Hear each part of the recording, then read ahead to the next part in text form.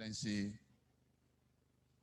our able Deputy Governor, Dr. Obafemi Hamzat, members of the Lagos State House of Assembly, our able GSC leaders, particularly Dr. Abayomi Fini and Chief James Odumbaku, members of the State Executive Council, particularly Special Advisor on Drainage and Water Resources, Engineer Joe Igbokwe, body of permanent secretaries, especially the Permanent Secretary, Office of Environmental Services, Mrs. Belinda Odeneye, and Permanent Secretary, Office of Drainage Services, Engineer Oladekon Shoteinde, our Chief Post Executive Secretary, Lagos State Water Regulatory Commission, Mrs. Funke Adepoju, General Managers here present, Governor, Advisory Committee members, facilitators, participants, distinguished guests, ladies and gentlemen. It gives me a great pleasure to welcome you to this year's Lagos International Water Conference, which is the second in series since the establishment of the Lagos State Water Regulatory Commission. This event, which brings stakeholders in the water supply, sanitation, and hygiene sector together under one roof, is geared at stimulating ideas for the advancement of this all-important sector, in line with the health and environment pillar of our government's team's agenda. Indeed, the conference is primarily designed to ignite the best of intellectual ideas to water sector initiatives, development, and growth, using Lagos as a case study. This forum, just as it was last year, provides the opportunity for robust engagement on issues bordering our water sector by critically assessing where we are with respect to water security for the Lagosians, with a view to addressing pertinent challenges in our mega city. This year's program promises to be as engaging as ever. This edition, with the theme, Water Security and Investment Opportunities in Mega Cities, the case of Lagos State, is intentionally organized to focus on solutions and results capable of unbundling the obstacles to financial viability and access to clean water and sanitation through experimental knowledge. Water, no doubt, is indispensable to human existence. Its security and access to inhabitants of a state like Lagos, with a surging population of over 24 million people and the projected annual growth rate of 3.2%, is of critical concern and surely demand attention, and which the present administration of Mr. Babajide Sanwo-Olu is poised to resolve for the benefit of Lagosians. Indeed, the resolution of the multivarious challenges confronting the water and wastewater management sector in Lagos requires a committed and deliberate approach to deliver the idea of sustainable goals to our people. I am quite confident that the array of speakers from organizations such as UNESCO, WaterAid, African Development Bank, among others, lined up for this intellectual engagement will not only do justice to the theme of the conference, but also leave us with a worthy and practical roadmap to the resolution of water security problems. I congratulate the management and staff of Lagos State Water Regulatory Commission for sustaining this tradition of bringing together stakeholders in the water sector from both local and international spheres. It is an idea which will continue to resonate in the minds of policymakers, industry experts, and participants. The Lagos State government is poised to saving and protecting its water resource, as well as making it accessible and affordable to all Lagosians. I want to use this opportunity to thank everyone for participating physically and those joining virtually. Once again, I welcome you all. Thank you. I urge ìgbéga ìpínlẹ̀ Èkó àjùmọ̀ṣe gbogbo wa ni.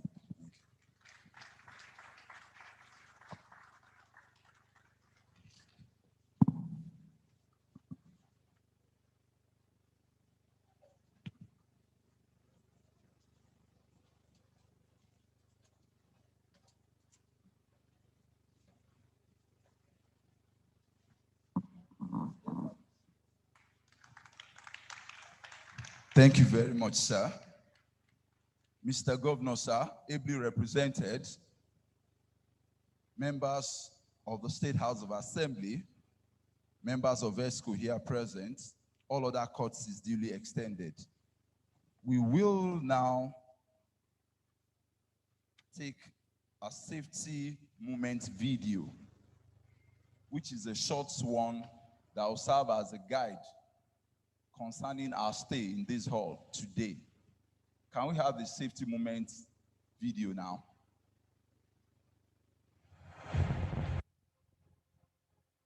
This is the safety moment. Welcome to Lagos International Water Conference, LIWAC 2021, organized by Lagos State Water Regulatory Commission. Themed, Water Security and Investment Opportunities in Mega Cities, a case of Lagos State. Here are a few tips to ensure that you stay safe at this conference. This is the Lantana and Orchid Halls of Eco Hotel and Suites. This venue has a capacity of seating 1,000 guests, but due to COVID-19, it is operating at 50% capacity for maximum spacing and for your safety. The venue is also equipped with entrances and exits, which also serve as an emergency exit in case of emergencies. Please note that adherence to all COVID-19 regulations within and outside this venue is still very important. Maintain physical distance. Keep your nose mask on. Sanitize regularly with provisions made available within the venue. No crowding, no hugging, no high fives. Restrooms are situated outside this hall for your convenience. Please ask ushers for direction. Here is the emergency response plan. This venue is equipped with functional fire extinguishers in case of an unforeseen incident of fire. If you hear an audible alarm or see a visible alarm, please note that it is not a fire drill. We implore you to remain calm, evacuate this building immediately, and proceed to the master point situated outside this venue for head count and further instructions. Please ensure you register for this event. For medical emergencies, medical personnel present to attend to your needs. Do not litter. Please make sure you dispose of all waste properly. Kindly keep your nose mask on and cooperate with our safety marshals for your safety and the safety of the next person. Remember, safety starts with you. This message is brought to you by the Lagos State Water Regulatory Commission in conjunction with the Lagos State Safety Commission.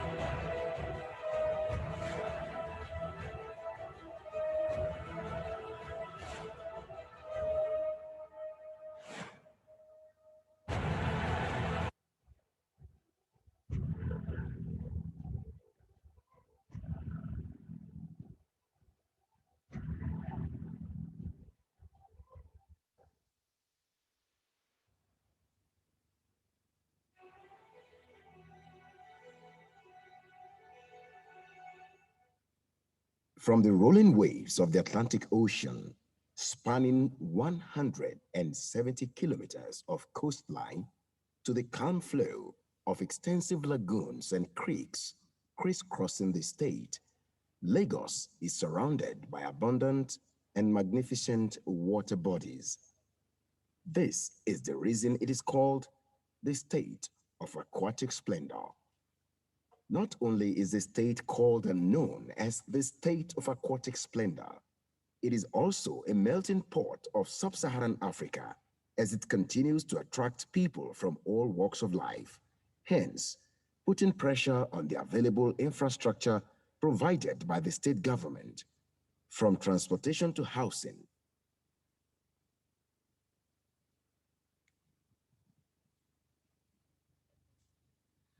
Thank you very much. The representative of the Governor of Lagos State, distinguished ladies and gentlemen, as part of today's program, we will be hearing from our support system people who are involved in ensuring that water regulation and, of course, the environment is safe. Distinguished ladies and gentlemen, at this point in time, I'd like to invite the Country Director, WaterAid Nigeria, to give a goodwill message. Please welcome Mrs. Evelyn Mayer.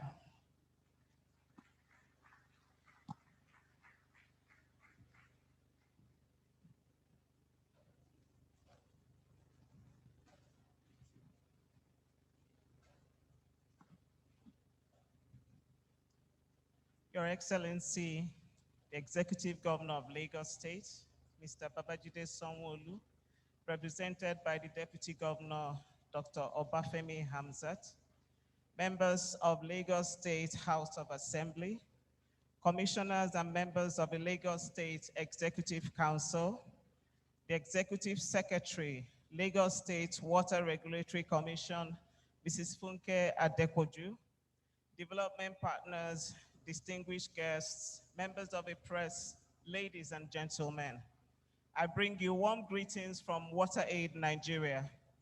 It is indeed my honor to join you all at this second edition of the Lagos International Water Conference, organized to address one of the most critical issues of our time, water security, and to galvanize support for investment in the water and sanitation sector of the Center of Excellence.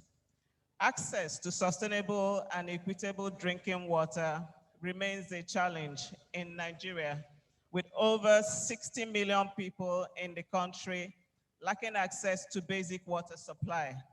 Poor drinking water quality and a lack of equity in access further compound the problem. Furthermore, our changing climate is making life harder for the poorest people in Nigeria, who are already struggling to get clean water right. Going by the current rate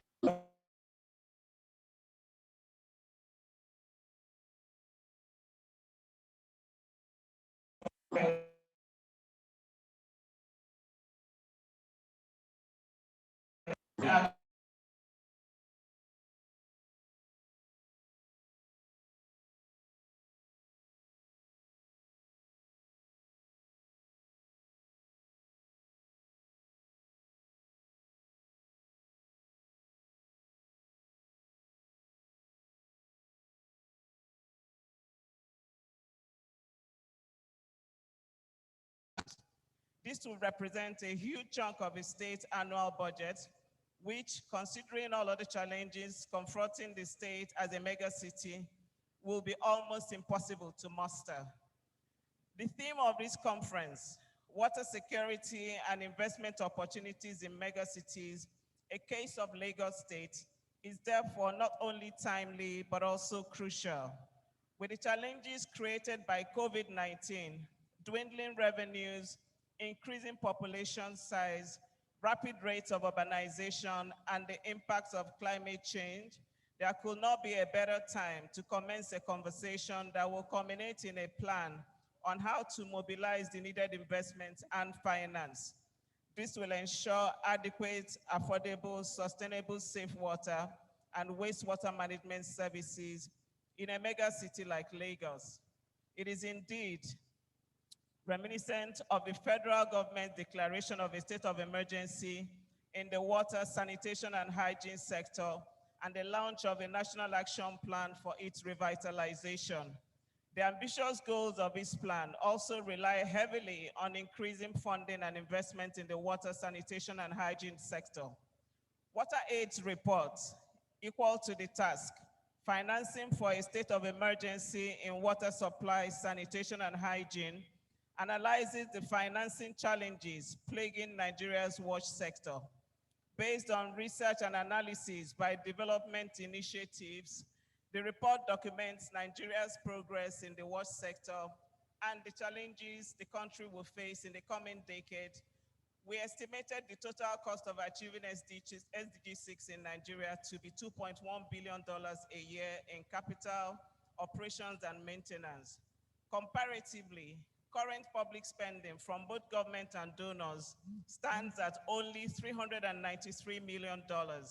There is therefore a massive annual financing gap to address. The cost of not investing in the water, sanitation, and hygiene sector far exceeds the cost of investing. It is impossible to quantify the impact of poor water supply and sanitation on livelihoods, health, child development, productivity, education, gender, and security outcomes. With the COVID-19 pandemic still raging across the world, the need for quality water, sanitation, and hygiene services has never been more important. It is no longer acceptable to sit on our hands. The Memorandum of Understanding between WaterAid and the Lagos State Water Regulatory Commission primarily focuses on supporting the Commission's knowledge base and technical capacity. Under that MOU, we have conducted a political economy analysis. We are developing a capacity strengthening and performance improvement plan and are facilitating learning and knowledge exchange. WaterAid, however, also recognizes that it will require huge investment and financing to translate beautiful policies and plans into tangible reports of clean water flowing through the pipes and into the homes of the good people of Lagos State. That is what I hope we achieve with this conference, that with the convergence of great minds in the sector and across nations, we can unbundle the obstacles to increasing financing for water, sanitation, and hygiene in Lagos State through sharing of experiences, learning from best practices, and what has worked in other realms. I hope we set the tone for increased investment in the wash sector, map out practical, innovative, workable, and realistic plans that will be backed by action from the highest levels of decision makers in government, done in collaboration with the private sector and development partners. This will make Lagos State a model in wash financing. WaterAid is proud to partner with the Lagos State government through the Lagos Water Regulatory Commission, not only to effectively regulate the wash sector in Lagos State, but also to mobilize multiple stakeholders in addressing what has become the most pressing need of the wash sector globally, finance. We hope to utilize the successes from this initiative to influence the prioritization of wash regulation and transformation of the wash sector in other states and at the national level. Once again, I am honored to be here, and I look forward to insightful deliberations. Thank you very much.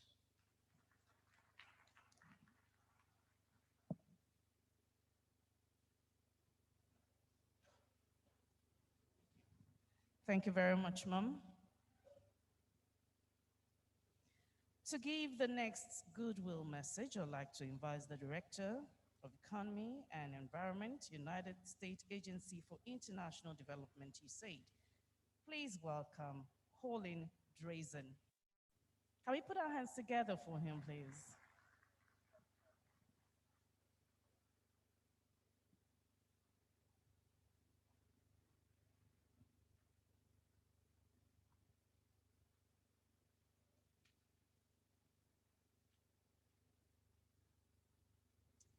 Your Excellency, Deputy Governor of Lagos State, Honorable Commissioner of Water Resources and Environment, ladies and gentlemen, all protocols duly observed. Good morning. I'm pleased to join you at the International Water Conference on behalf of the United States Agency for International Development. Safe drinking water, sanitation, and hygiene are fundamental human needs. Water security is essential to humankind's development. It supports public health as well as economic growth. The availability of water is a necessary component for income generation, poverty alleviation. It is essential for agriculture, energy production, transportation, and almost all other livelihood activities. Currently, there's a gap between the financing required to build and sustain a robust water infrastructure and the available funds. The US government, through USAID, supports countries in increasing their capacity to generate and manage public revenue, as well as harnessing domestic and international private investment to close this financing gap. Through the United States Agency for International Development's $70 million WASH portfolio, we support 13 states in improving management of state water agencies and provision of water services to the benefit of over 1 million people. With effective policies and capable institutions, Nigeria can attract investments from both domestic and external service sources. The right policies and cost-reflective tariffs are necessary steps to improve Nigeria's ability to finance WASH infrastructure. Increased access to finance can create a cycle of increased capacity, greater investor confidence, and more financing for WASH. This virtuous cycle will drive an expansion of WASH services. As the population of megacities like Lagos grows, urbanization is likely to further increase the over-extraction and pollution of water services. The number of people without adequate access to water and sanitation in urban areas is too high. Reaching them requires sustained financing for construction, maintenance, rehabilitation, and operation of water and sanitation systems and services. If urbanization is not properly managed, it can increase insecurity and uncertainty of water access. To safeguard people and communities from vulnerability to natural disasters, we must improve access to water and sanitation. To transform the water sector, we need to leverage the private sector to help bridge the financing gaps. USAID is eager to partner with the private sector in Nigeria to mobilize critical financing for the WASH sector. To attract and leverage the private sector, the government of Nigeria can establish enabling laws and regulations and foster credit-worthy service providers by incentivizing improvements in performance. Good financial strategies and plans will help to prioritize investments and funding sources. This will enable stakeholders in the WASH sector to maximize funding to meet national objectives. The United States Agency for International Development is committed to working with Nigeria to develop robust WASH financing. By working closely with the federal and state governments, the private sector, and other donor partners, we will achieve far more in impact than any of us could achieve alone. I look forward to seeing the growth of Lagos State and to seeing its residents reap the benefits of clean water and reliable sanitation. Thank you.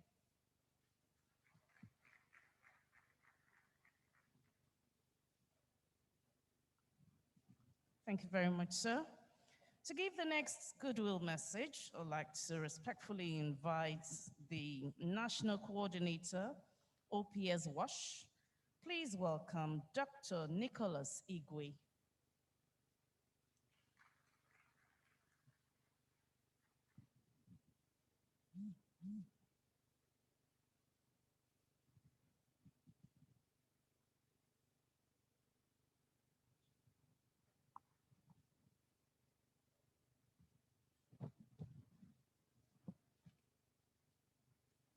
Your Excellency, the Governor of Lagos State, ably represented by Your Excellency, Dr. Babafemi Hamzat, members of the State House of Assembly, members of the State Executive Council, development partners here present, distinguished participants, members of the press, ladies and gentlemen. As the National Coordinator of Organized Private Sector in Water, Sanitation and Hygiene, OPS WASH, I feel very privileged to be at the forefront of dynamic change in Nigeria development generally, but more specifically in WASH. As the private sector representative for the Clean Nigeria Use the Toilet Campaign Steering Committee, chaired by His Excellency, the Vice President, Professor Yemi Osibanjo, SAN, GCON. I would like to commend the State of Lagos and the Lagos State Water Regulatory Commission for pushing this national mandate to resolve dilapidated or inadequate WASH infrastructure in Nigeria, especially in Lagos State. Throughout the year, we have written to His Excellency, the Governor of Lagos State, and he has responded very positively. As a matter of fact, he has put up a small committee to look into the wash sector in Lagos in partnership with the private sector, and I think that is headed by Mr. Tunji Bello, the Commissioner for Environment, and also a member of that team as well is the Executive Secretary of the Lagos State Regulatory Commission, Mrs. Funke Adepoju.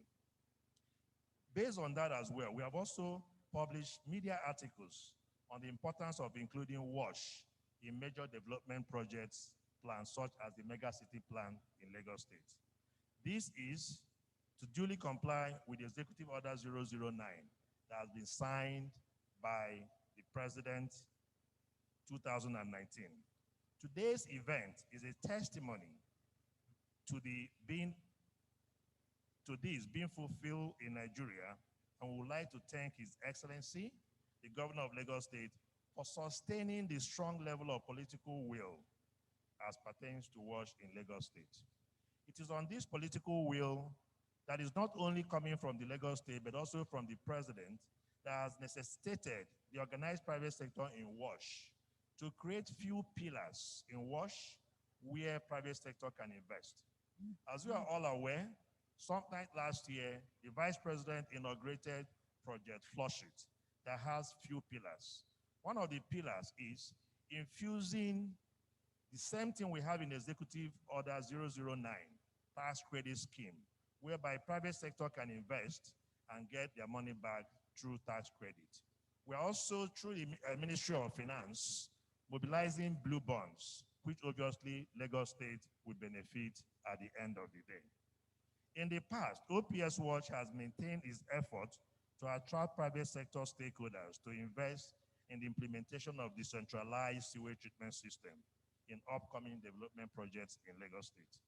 Our members, some of them which are represented here today, I can see Coca-Cola represented, IHS Towers, Guinness, and Nestle. They have also shown keen interest in getting involved in water, sanitation, and hygiene sector in Nigeria to make not only social impact, but find a way to also invest. Though we are engaging with them in different facets of the Clean Nigeria campaign, their participation surely will encourage other private sector members who are more inclined to delve into the lucrative WASH investment opportunities in Lagos State in particular. They have shown a great level of understanding in terms of the importance of private sector. As we all know, the private sector remains the engine of any economy. On this basis, we would like to encourage more private sector members to join this campaign. It is a multi-stakeholders collaboration that will be able to solve the water sanitation challenges in Nigeria. When we say multi-stakeholders, development partners can do their bit, NGOs can do their bit, government can do their bit. In Lagos State, that has shown such strong political will, we will assure you, Mr. Governor, represented by the Deputy Governor, that the private sector were willing to invest as much as they can in Lagos State. Thank you so much.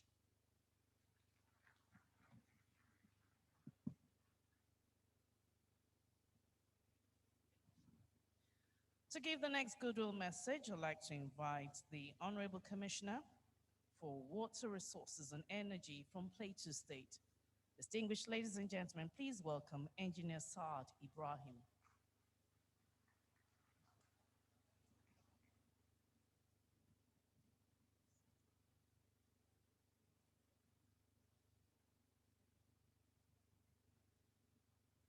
The Governor of Lagos State, Dr. Babajide Sanwo-Olu, who is ably represented by Dr. Obafemi Hamzat, the Deputy Governor, members of the Lagos State House of Assembly, members of the Lagos State Executive Council, permanent secretaries, permit me to stand on the existing protocol. My commissioner, Honorable Saad Ibrahim Bello, would have been here, but today the APC primaries for local government election is holding in Plateau State, and he gave me a goodwill message to present. I'm pleased to deliver a goodwill message at this auspicious event, being the second Lagos International Water Conference, holding in the city of Lagos today.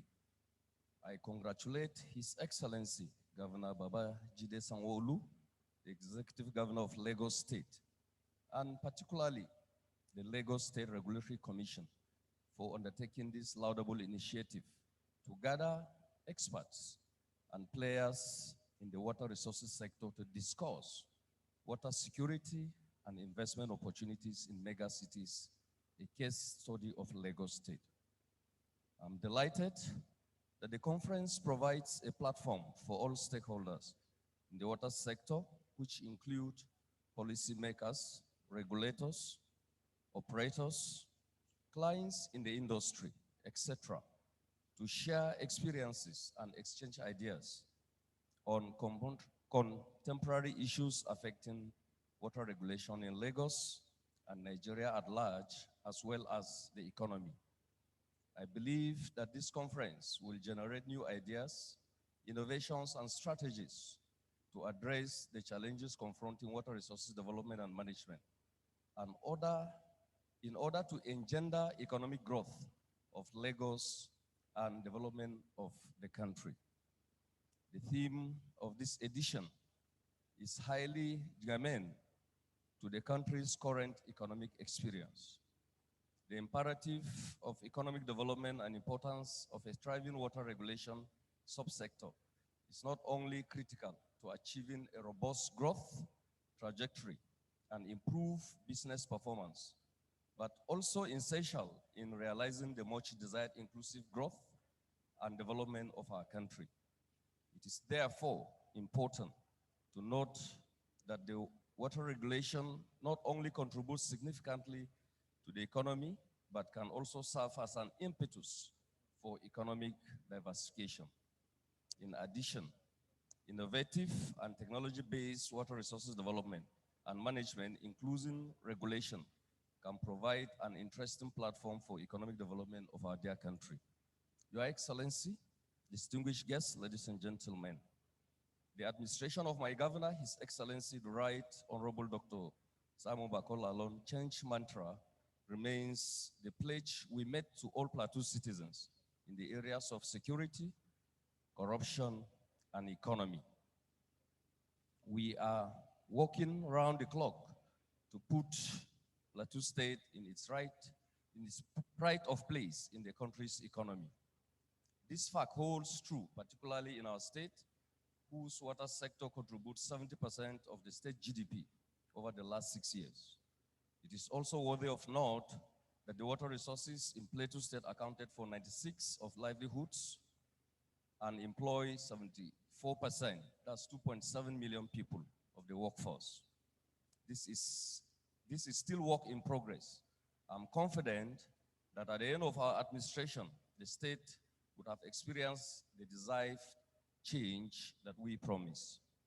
I want to use this opportunity to assure both the local and international experts that our administration will continue to provide a more secure business environment and commit more of its ideas in the interest of the economic development of Plateau State and Nigeria in general. We will also continue to provide fiscal infrastructures for existing investments to thrive and make every part of Plateau State attractive for new investors. Our administration is committed to building institutions that will make data more available for research, building sound regulatory environment, the provision of sufficient investor capital, and financial education, among others. Let me also use this opportunity to encourage all stakeholders present here today to take advantage of the policies of Plateau State government on the ease of doing business, and also urge you to maximize opportunity created by various reforms in the water sector aimed at creating environment for economic recovery growth plan. Plateau State is ready for business, and the market is expansive for quicker and bigger returns on investment. Your Excellencies, ladies and gentlemen, we look forward to robust discussions and recommendations that will proceed from this conference. I believe that it is the engine that will propel the water sector in Nigeria into the much anticipated economic growth and development. Let me once again appreciate the efforts of the Lagos State Water Regulatory Commission for setting the pace for water regulation in Nigeria. We as a state have come to learn what the Commission is doing and hope to domicile the initiatives of water regulation in Plateau State. I thank you all for listening. God bless Lagos State. God bless Plateau State. God bless our country, Nigeria.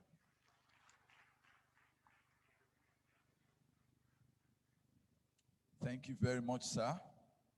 Mr. Governor, sir, ably represented by the Deputy, Dr. Kadri Obafemi Hamzat, members of the State House of Assembly, members of the State Executive Council, all other courtesies duly extended.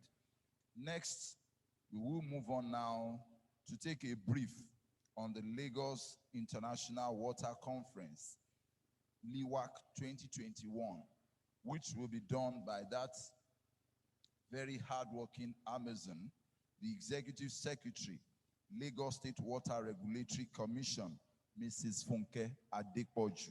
A round of applause for her.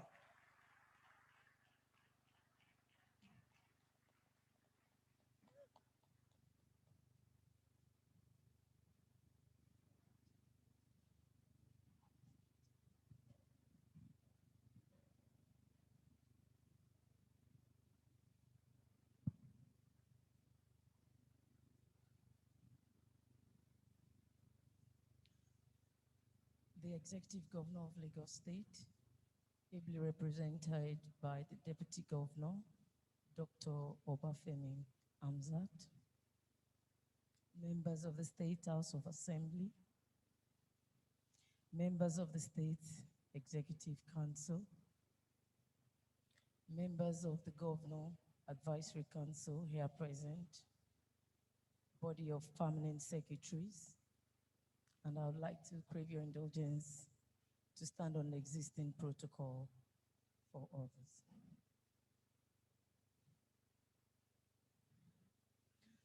I'd like to start the brief by saying, what is water security?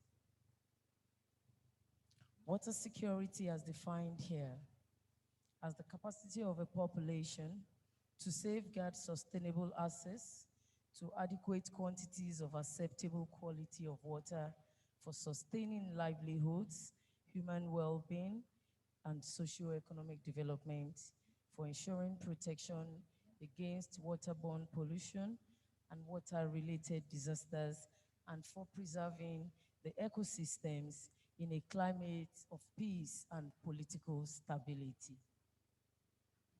From that definition, you will all agree with me that there is the need for us to begin to look into water security in our dear state, Lagos State.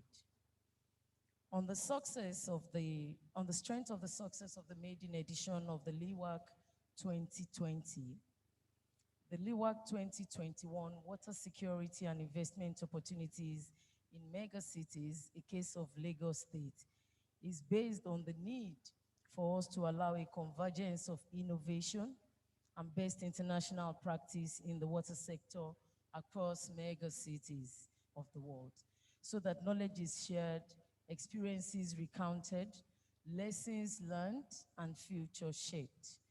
As part of the identified mega cities in Africa, and under the Mega Cities Alliance for Water and Climate Initiative of UNESCO, the theme of the conference couldn't have been more appropriate. Like in Lagos, water and sanitation services in other mega cities of developing countries are inadequate for a large and rapidly growing number of urban residents. A history of subsidized water services and lack of attention to cost recovery have limited the capacity of water and wastewater service providers to expand the network, treat water and wastewater, and fund repairs. In low-income communities especially, the squatter settlements that characterize many megacities, facilities for proper disposal of human waste are seldom available. Hygiene practices are generally poor, and water for household use is often is often insufficient and contaminated. In many of the large cities, municipal and industrial wastewater are rarely treated prior to disposal, and urban streams, waters, and estuaries are severely polluted with human pathogens and toxic wastes. Diarrheal and respiratory infections that result from these conditions continue to be among the most frequent cases of sickness and death for infants and children. The growing peri-urban areas present a serious public health and environmental problem that will be solved by traditional approaches to water and wastewater planning.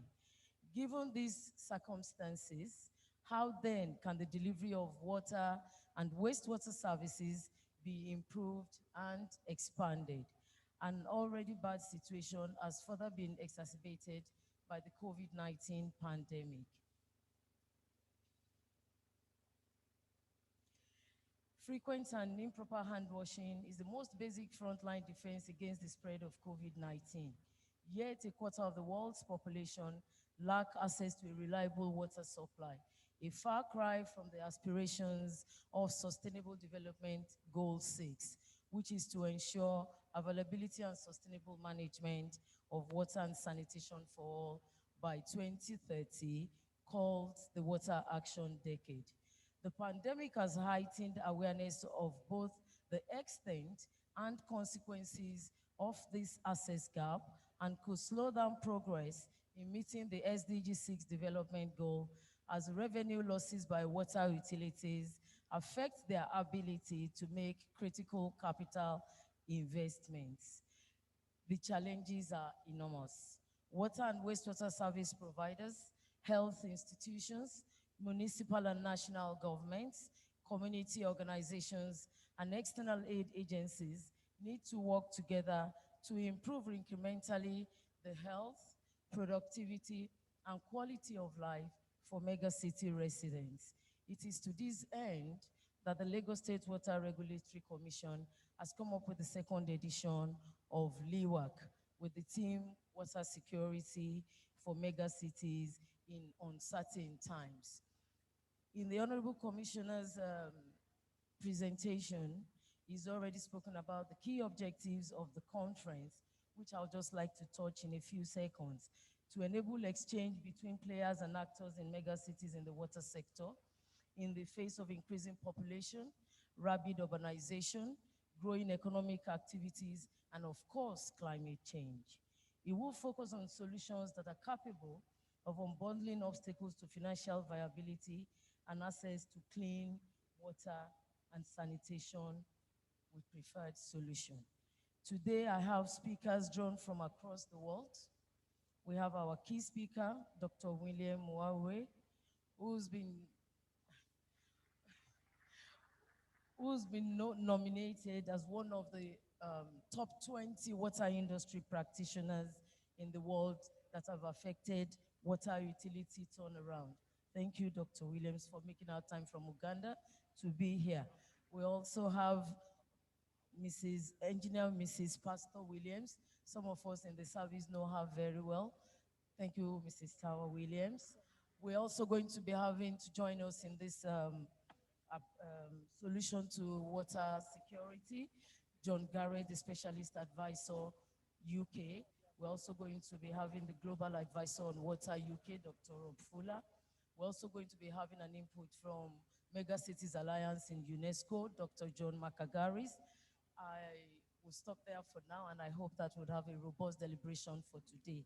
Thank you all for being here, and I hope you take away a lot from this meeting. Igbega Ìpínlẹ̀ Èkó, Àjùmọ̀ṣe.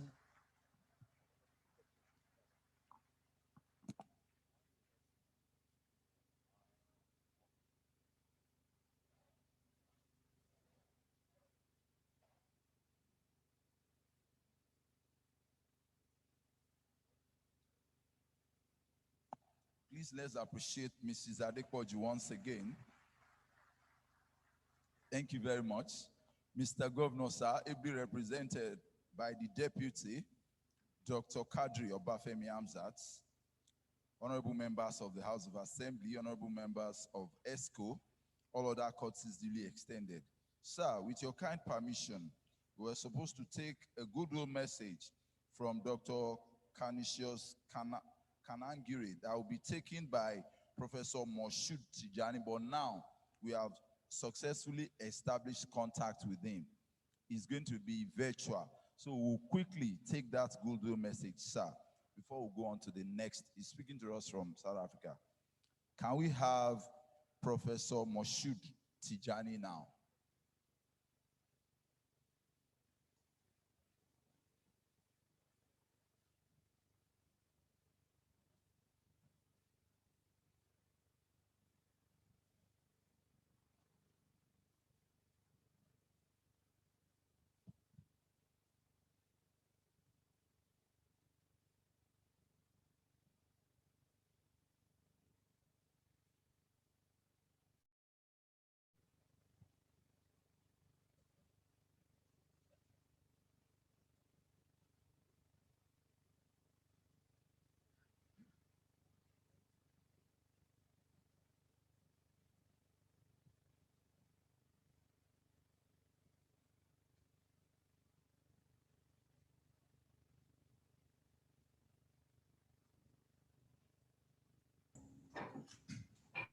Hello?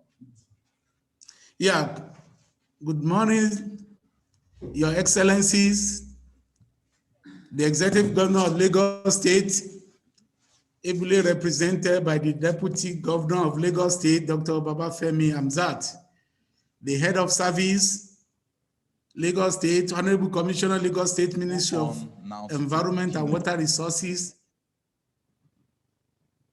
Hello? Are you hearing me, please? Hello? Hello, are you hearing me, please? Yes, we can hear you. Please go ahead. Okay, I can continue. Okay, thanks so much.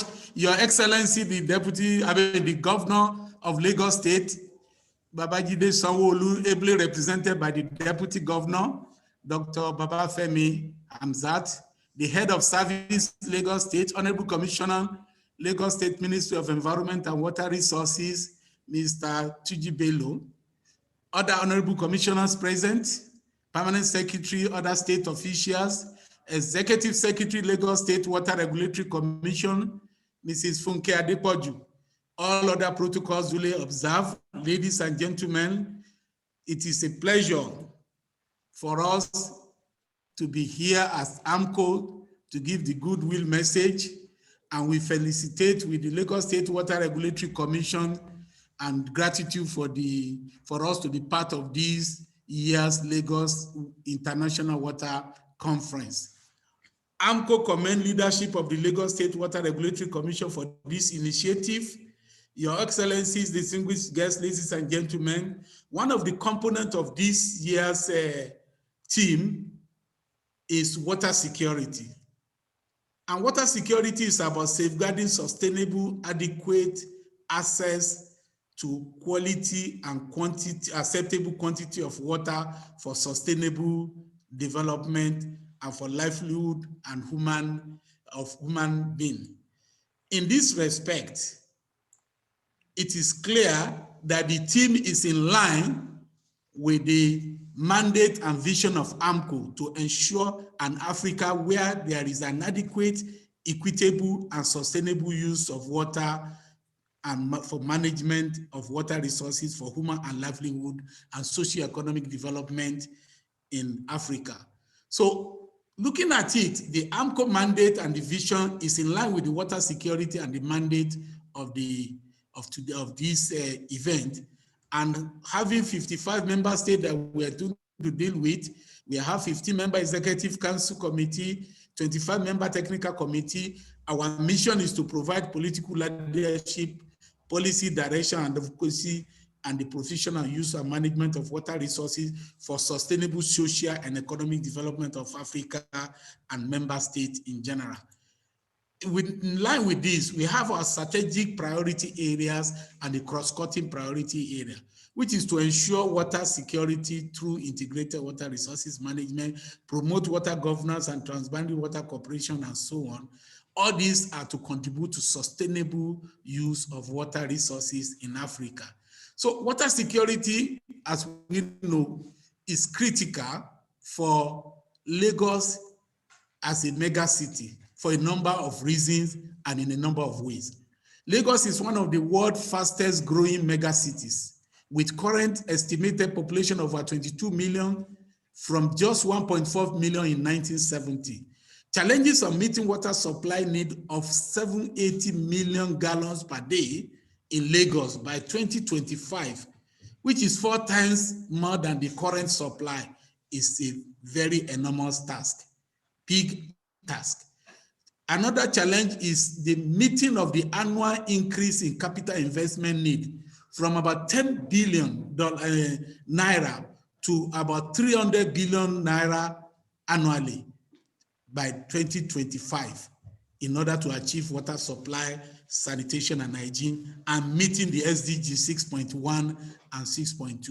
Looking at these statistics, looking at this scenario, we can see that water security cannot be left as a joke in Lagos and Lagos State in general. Water use in Lagos, there's a study that we carried out in the past, about 5 years ago, 4 or 5 years ago. And looking at the water use in Lagos, we realized that the primary source of household water, looking at the pie chart that we have there, 50%, exactly 51% use private boreholes. 36% share borehole, maybe community boreholes and so on, rural water boreholes.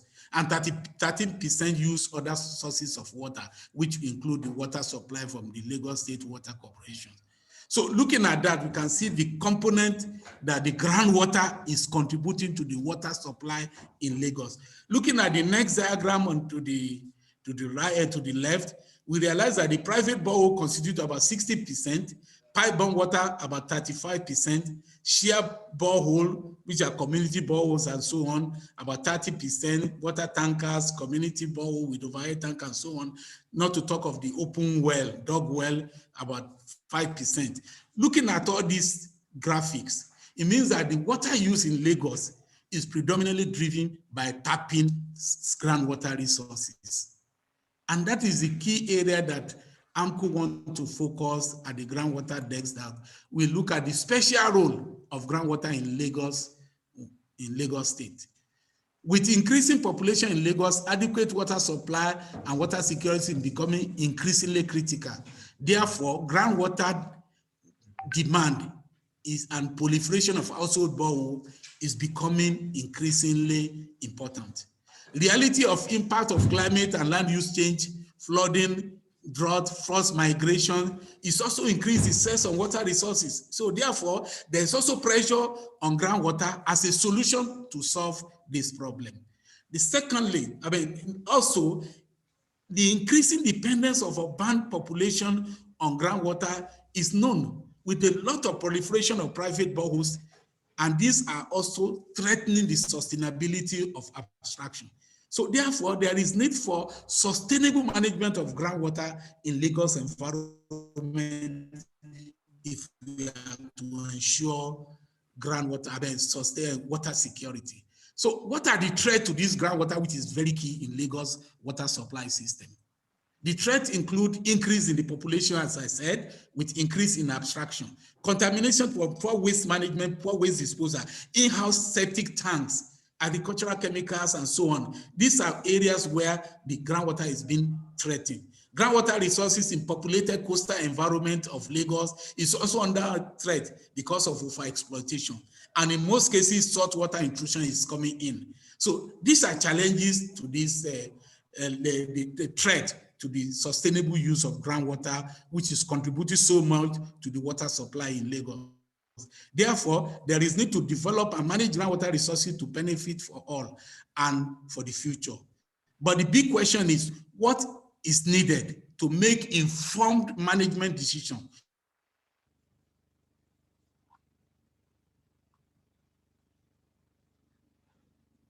All right, I think we lost the connection.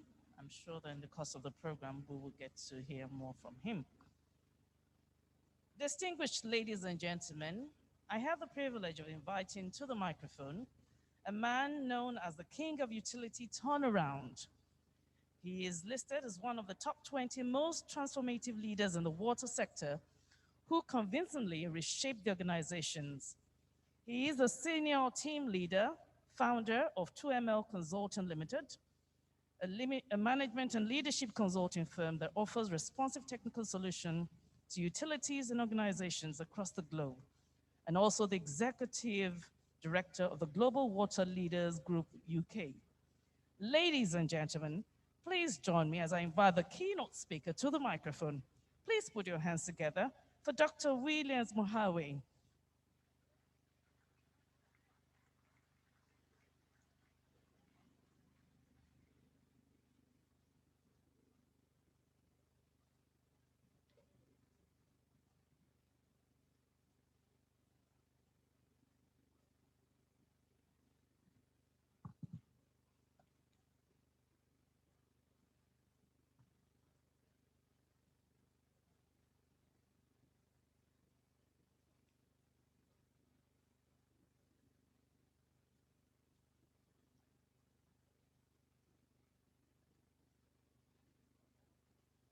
Our chief guest,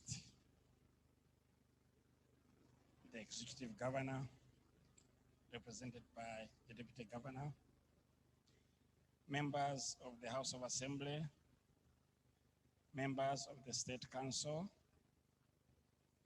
members of the royal families, I've seen many of them here, the development partners, honorable commissioners and PAMSECs, our chief host, Madam Funk, the MDs and the GMs of the different water supply agencies present, standing on the existing protocol. Ladies and gentlemen, I am a Nigerian,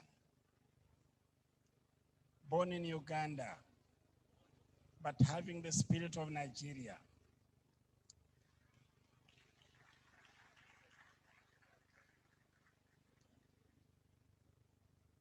I hope the first slide. Oh yeah.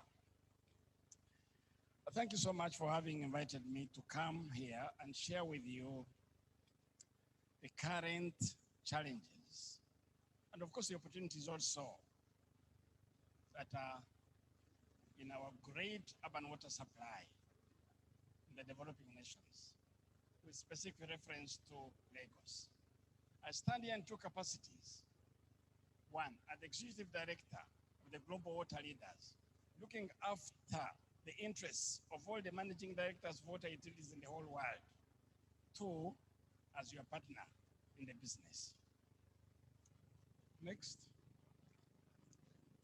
Ladies and gentlemen, you will never know the worth of water until the well is dry. Look at my friends here. At least for them, they are lucky. You can see they are digging everywhere. And sometimes they might hit a well that has got some water. And they all think that the best way, the only solution is to go into the urban towns where they think there is heaven and earth. Now look at this next slide. Oh, sorry. In these urban centers, the taps are dry. There are queues and queues of people with jerrycans, the so-called yellow jerrycans. The wheelbarrow pushers moving from house to house, trying to sell nothing else but water in the urban centers. Today, in the 21st century. In the 21st century, what is the problem? Ladies and gentlemen, why is this so? Next slide. Before I came to this conference, when I was invited, I put up a team. I contacted my office in the UK, and I wanted to know what they think about the challenges in this water sector in developing nations. I also contacted my office in Uganda and the team that I have here in Nigeria. I think Sam, can you stand up for recognition? Sam is the head of the team of 2ML in Uganda. Please let people see you. And they are the ones who put this presentation together for me. So I am only communicating. The first and most important challenge, they said, it is the growing urban population. With the declining water supply in these cities, that is causing the problem, that is causing the stress on the water supply, the demand, the rising demand of water is so great that the water supply today doesn't know how to cope. I am saying this situation is being made worse, next slide, by the climatic changes. When it rains, the farmer is very happy. But what happens in the city? The water supplier is so sad. The raw water becomes so dirty. The whole filth in the cities go to the intake. The cost of treating this water is so high that you can't even get the potable water you are looking for. Now, when the situation has started becoming better and the sun has started shining and the dry season is stepping in, that's when, again, the intake becomes so dry and you can't even get water. So you suffer twice. The farmer is praying that the rains have come, but the man is saying, why have these rains come? The dry season steps in, you are again complaining because there's no water. Third, and most important, we are confronted with an animal called non-revenue water. In our mega cities today, ladies and gentlemen, we lose more than 60 to 70% of the water we produce. Lagos alone, we produce more than, I think, 800 million gallons per day. You imagine losing 60% of that water.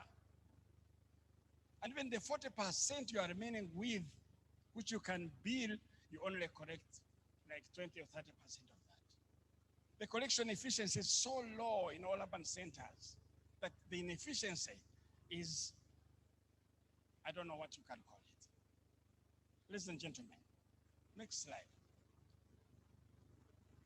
The culture of maintenance in our water supply industry. I think many of you are here. You may like to visit some of our water factories where we produce water. And when you reach there, just ask them that you want to visit the so-called schemes. They call them schemes here. They will ask you, do you want to go to the old scheme or to the new scheme? Just tell them, take me to the new scheme. I guarantee you, you'll be surprised. Whether you have been now led to the new scheme or to the old scheme, they're all alike. There's no difference. Sometimes even the old scheme looks better than the new scheme. You wonder what's happening. The lack of maintenance culture.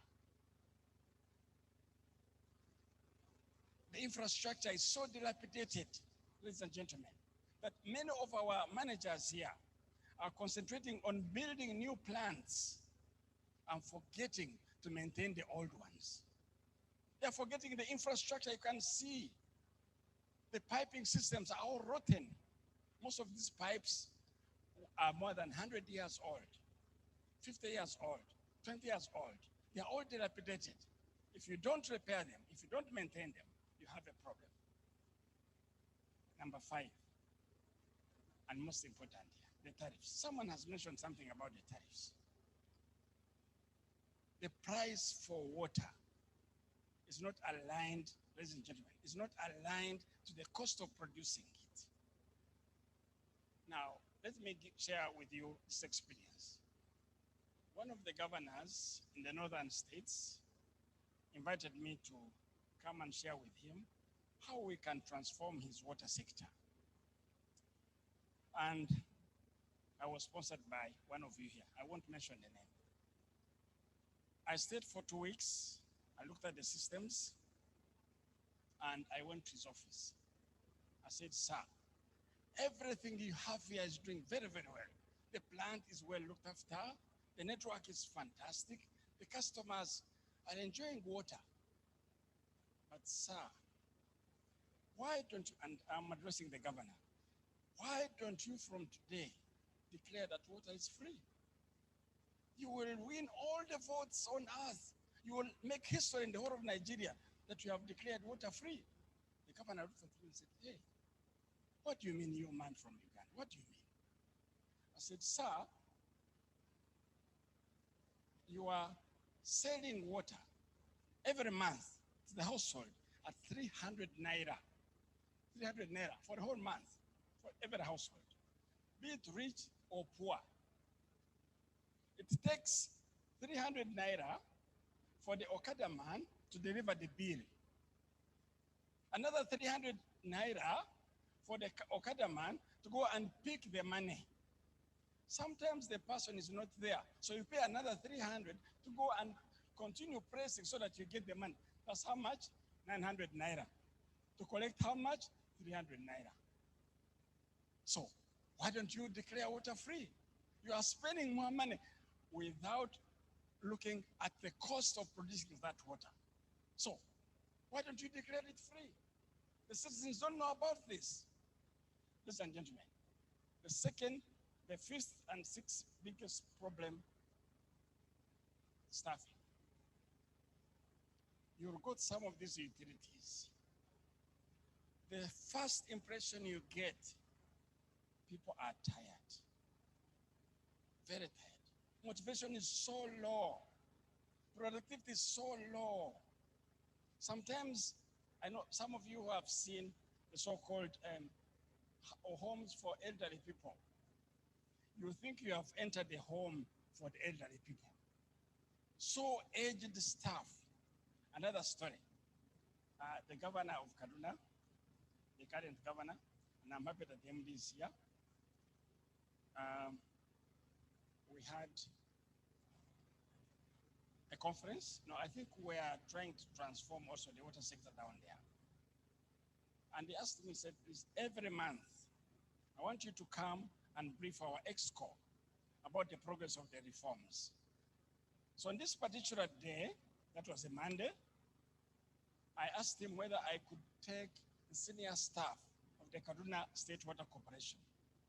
I wanted him to see them and said, okay, yes, you can come with them, with your presentation.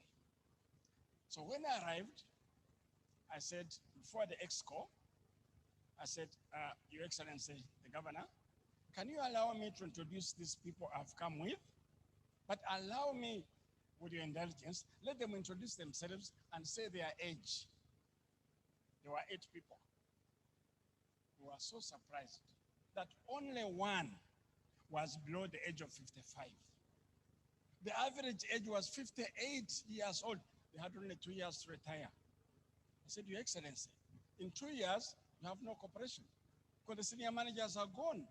And I said, the situation is worse even down there. The plumbers, the meter readers, the average age is about 55. Hey, I said, I rest my case, my presentation is finished. So he called, there was the chief of staff. He called the chief of staff, said, hey, what is happening? Are you aware of this? The head of civil service said, what's the problem? He said, there is a big animal called embargo. Nigeria's embargo on employment in the civil service. Said, what is this about? Said, for the last 10 years, we've been told we are not allowed to recruit. Said, you mean there's an embargo like that? So he said, okay, you man, you are from Uganda. I said, is there anyone? Said, how many people do you need to recruit now to serve registration? I said, 100 staff. He gave me permission to recruit. I think there's Mr. Tima in here from USAID. Yes, he's the one who helped me recruit 100 young people from the university. And he said, I don't care whether they live in Kaduna or whether they are from Lagos. For me, I want able people. As we talk now, I'm so proud to introduce to you the MD of Kaduna. He's the product of that recruitment. Advertising in a newspaper, looking for the persons to manage. And the governor says, I don't care whether they are from Kaduna or they are from wherever, so long as they are able and they can manage it. As we talk, Kaduna is the only state now where they collect enough money to pay their own salaries. An applause for the Kaduna people. Ladies and gentlemen, number 7. governance, government interference. I had a problem with this heading because normally when you have politicians, especially the governor, don't want to talk of government interference. There's no way government can interfere in its own business. We call it political guidance. It's political guidance, not interference at all. And I'm sorry for this title. It's not me again. I told you someone drafted it for me. It's called political guidance. In most of these water supply utilities, there is almost zero or insufficient autonomy for the managers to take decisions. They have to consult the White Houses. I don't know what is in those White Houses. You have the engineers in the White Houses, you have accountants in the White Houses. The manager cannot take a decision before he goes to the White House for guidance, not interference, for guidance. And there's this thing called single treasury accounts. All the revenues that are collected in many of our utilities today, you have to submit all of it to the so-called single treasury account. The money is not even ring-fenced at all. When the money drops there, it can do other things. It's only when the MD maybe has some connection with the governor or some people there. It's, I think, there's some water company we have not paid their water, their budget. That's when you are considered. I have been in some utilities, 2-3 months, the workers have not received the salary when they have actually been collecting money and putting it in the so-called single treasury. The situation is made worse, ladies and gentlemen. The next slide. Management and leadership. The governor has appointed this good manager. So good as you see him, very able man, but he's put a rope behind him. The man is tied the legs, he tied in the neck, he cannot move, he cannot take a decision. So the poor manager here is a burden to the staff. The staff are carrying nothing else but a skeleton of a man who cannot even take a decision. What type of management are we talking about? Next.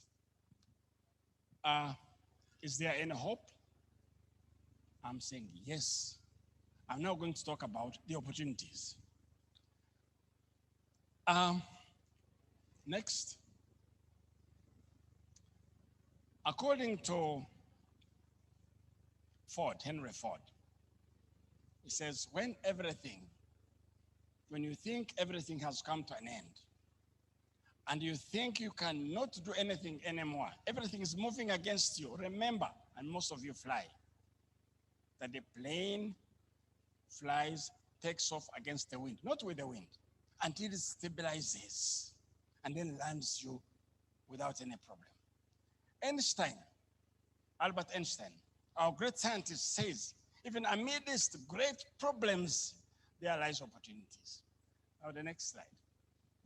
Next slide. Next. Yeah, number one. We are going now to the solutions. The urban population expansion. For me, when my staff brought this as a challenge, I said, no, this is an opportunity.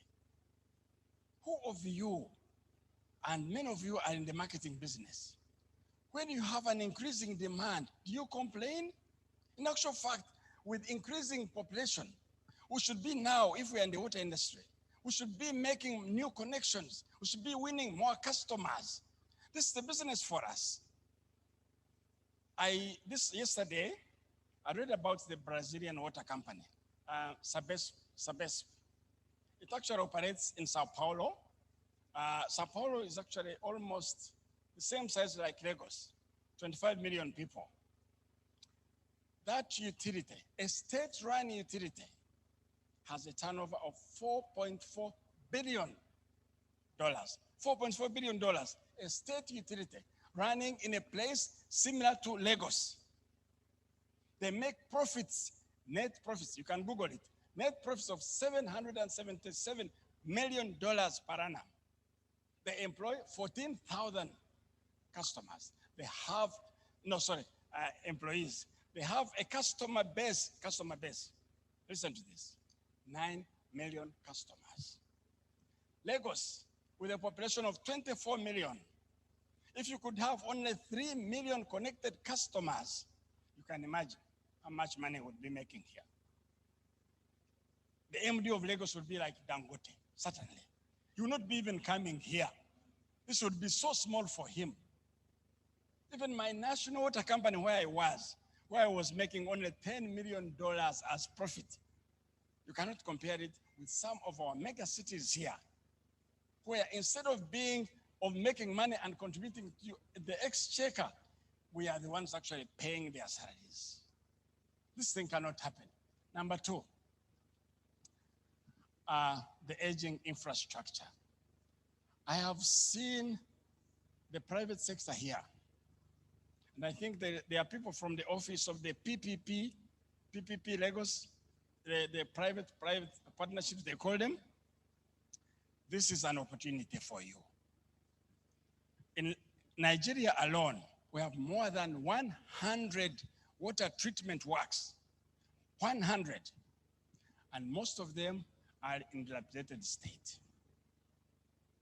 We have more than 1 million kilometers of pipeline, which has got to be renovated. Another story. China, under Mao Zedong, again, this was a man, communism, he was not worried about these water systems. So Shanghai and Peking that time, now Beijing, their water systems were completely dilapidated. When Mao Zedong went, there came Deng Xiaoping. For him, he said, I must make sure that I have proper systems in Beijing and Shanghai. So he assembled his engineers. So they came and said, please, my first goal here, I want to make sure that Beijing water is revolutionized and Shanghai. The engineers came back to him and said, sir, we don't have pipes. There are these pipes called duct iron pipes. With our cities, so big as they are, we cannot use these small HDP pipes. He said, where do those pipes, where can we get those from? That time, they were only made in France. He said, okay, we shall buy them. He said, no, but sir, we have another problem. We need pumps. And I know I'm talking to some of you engineers, the best pumps, they're called wear pumps. Where are they made from? Germany. He said, oh no, we can only get them from Germany. Deng said, oh, is that so? Okay, we shall buy them. So they went. The next day they came back, said, sir, oh, we have forgotten. We have these fittings, they call them when you are dealing these pipes and fittings, meters, whatever it is. Said, and the only country which produces those things is UK. Those meters and whatever it is. Said, you know what? We don't have any more money. From today, you must start manufacturing these things here. That was the beginning of manufacturing duct iron pipes, very, very strong pipes in China, for the purpose of making sure that they solve the problem in Beijing and Shanghai. Meters were manufactured in China. And I can tell you, Your Excellency Governor, I want to come in 5 years' time. And I wish Dangote was here. I just got his book. I was reading his book, The 10 Commandments of How to Make Money.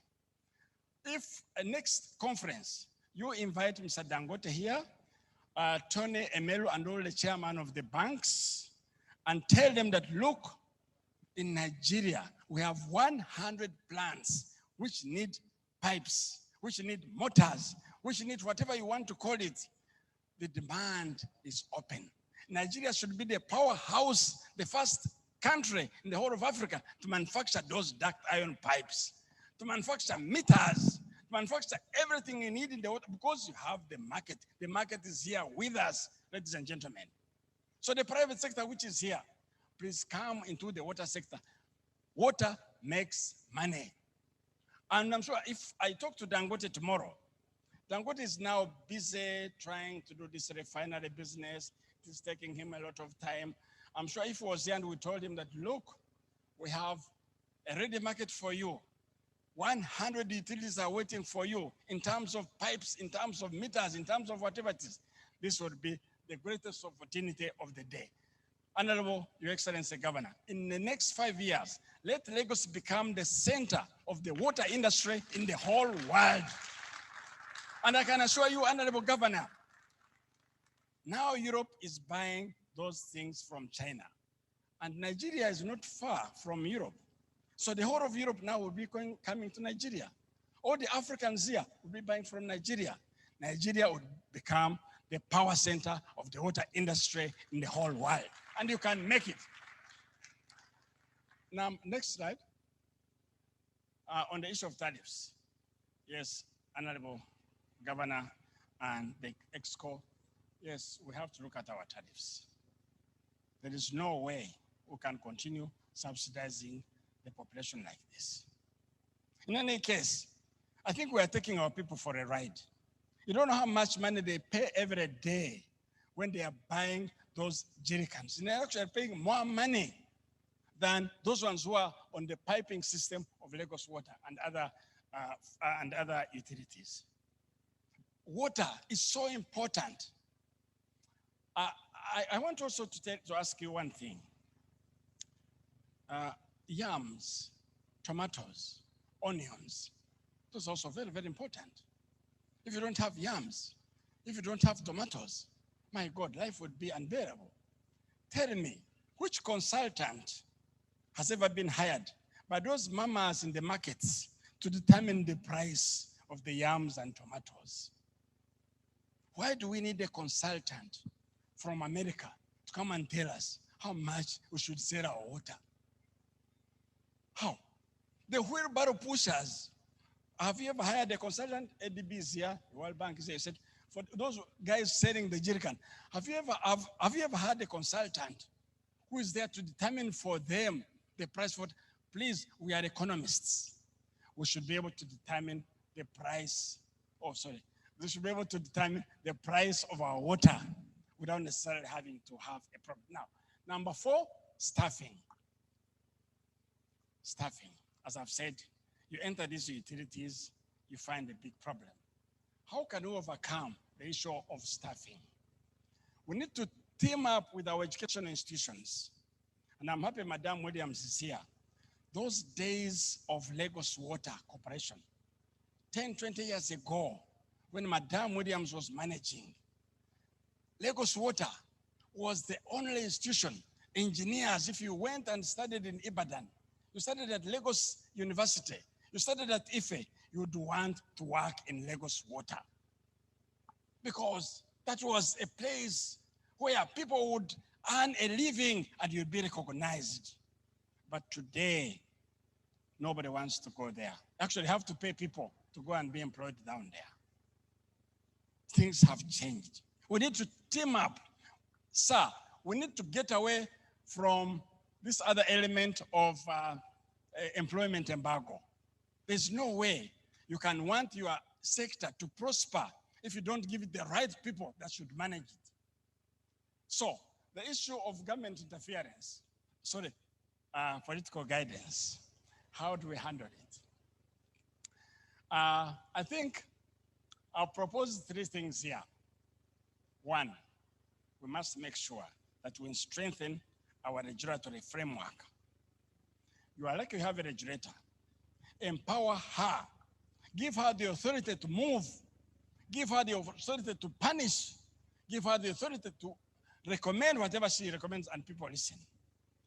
Where you don't have a regulator, in case like in Kaduna, where you don't have a regulator, go into performance contracts, bind the managers, make sure that they know they have the responsibility to deliver. If not, then they should go. For me, I was one of those who was against regulation.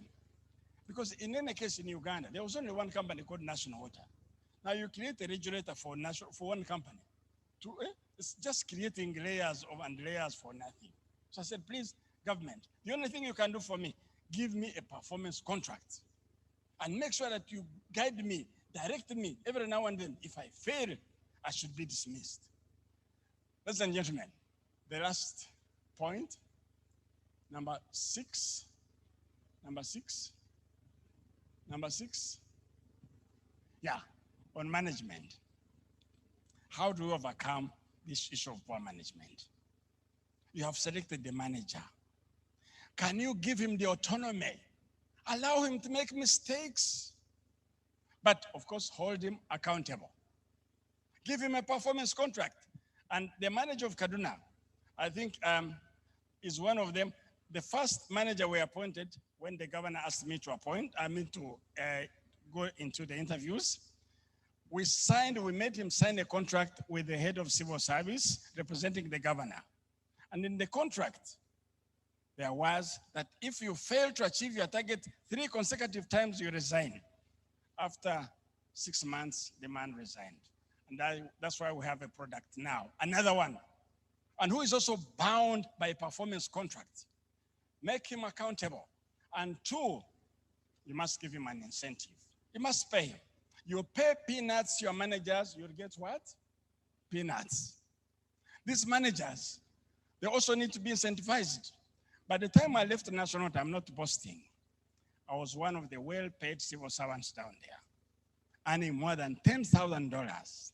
But that was only the salary, which I only gave to my wife.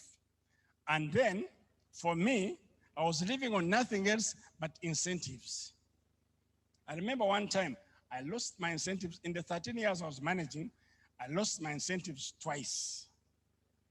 And I had to go to my wife and say, no, Madam, I think I need some money. I said, what is the problem?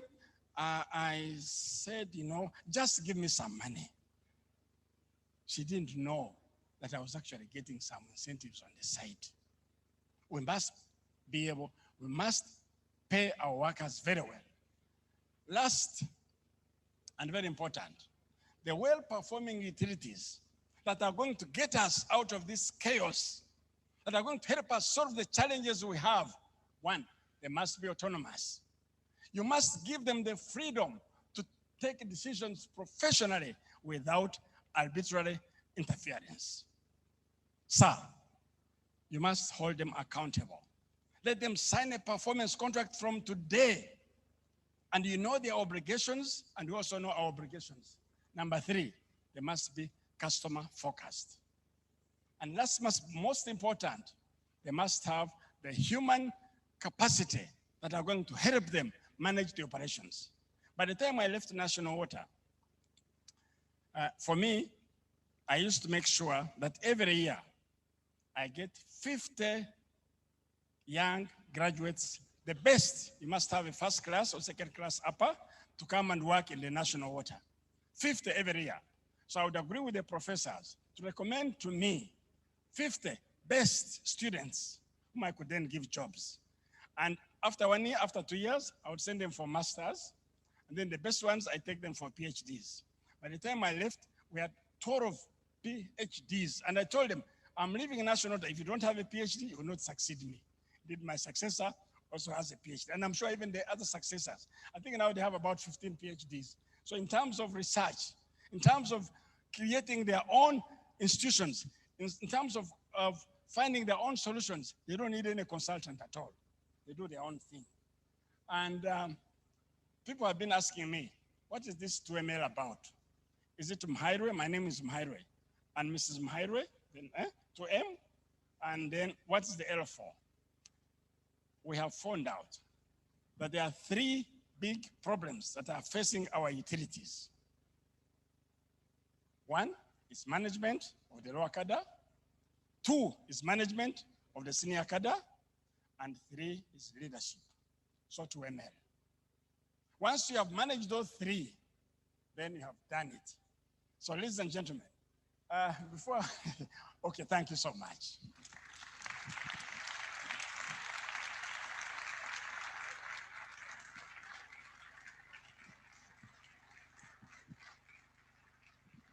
Can we make the applause more resounding for Dr. William Muhawi? Thank you very much, sir. Mr. Governor, sir, ably represented by the Deputy, Dr. Kadri Obafemi Hamzat. All other courtesies duly extended. Next, we'll go on to take an overview of water supply and sanitation in Lagos mega city. That will be done by the Permanent Secretary, Office of Drainage Services and Water Resources in the Lagos State Ministry of the Environment and Water Resources, Engineer Nuruddin Shodeinde.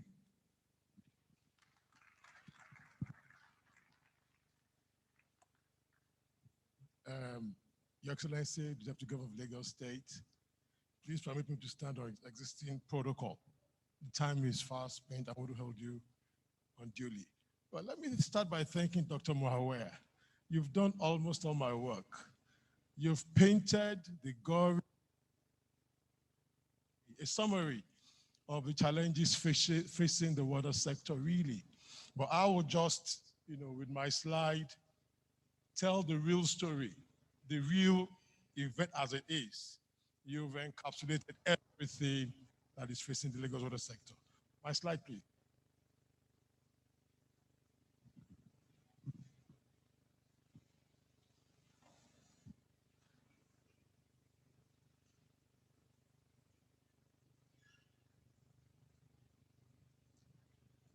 Well, you will have to meet me. Time is fast spent.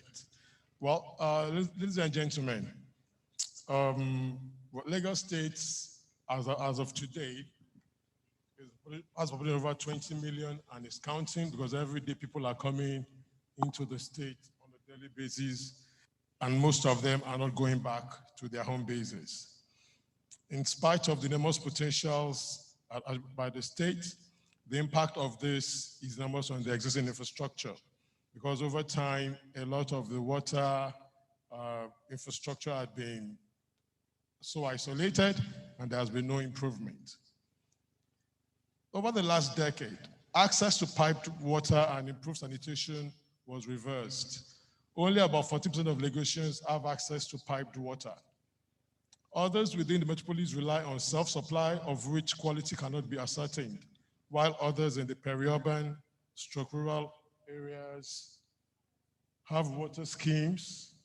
Next slide, please. Have water schemes within a distance to their premises. Most of these water schemes are in dysfunctional states. This is the data you can get from UNICEF and the World Organization's Joint Monitoring Program. Another key problem we have in Lagos is open defecation, which has become quite a menace and a threat to public health, as is evident with the often recurring outbreaks of endemic diseases. The COVID-19 pandemic has just further exacerbated this issue in Lagos. Now, I'm trying to skip a lot of it. Now, water supply. In Lagos State, we have a main organ, a main agency, which is Lagos Water Corporation, that is saddled with that, responsibility of providing potable water. Well, this agency was created as far back as 1910, but then it was known as Federal Water Supply. It was then under the federal government, with the construction of the first water works at Iju in Lagos. Thank you. Now, the Water Corporation continues to expand the water facilities due to ever-increasing population of Lagos State. This led to the construction of Ishasi Water Works in 1976 and the Adiyan Water Works in 1991. Later, more recently, Otaikosi Water Works was added, though it is not yet fully functional due to reasons. Currently, the present government is trying to conclude and complete successfully the Adiyan Phase 2 Water Works, which is at 80% completion. Between then and now, in addition to all these major water works, we have 48 other mini and micro water schemes that have been constructed and scattered all across the state. Today, as we speak, the total installed capacity of the Water Corporation is just 210 million gallons per day, made up of Adiyan 70 MGD, Iju 45, Ishasi 4, Otaikosi 4 MGDs. So we have a combined capacity of 123 million gallons per day for the major water works, while we have 87 million gallons per day for the groundwater abstracted mini and micro water scheme. With the increasing population, the present population of Lagos State, we need 523 million gallons per day. So what we have now is just able to serve about 5.8 million people of Lagos State, which is about 28%. To meet this gap, we need another 72% to add to it. There's a demand gap of 330 million gallons per day. A major challenge challenges, please, next slide. Now, we have limitations in the amount of network that we have done. The coverage is about 44%. But as Dr. Mawea said, all these networks are at various stages of deterioration. You can imagine since 1910, some of these facilities have been there since 1910. And with the kind of maintenance culture that we've seen over time, a lot of them are actually quite obsolete. The equipment, the technology. You mentioned the issue of high accounted for water. Everybody can see it because most people use water and they're not paying for it. You see bus pipes all along the way. So when I talk about wastewater, you'll see the challenge that we have with even the kind of diseases that we have, because most of the distribution pipelines pass through the drains. And the drains in Lagos are actually a conveyor in a conveyance system for wastewater. Because when it is not raining, you see the drain filled with filthy water.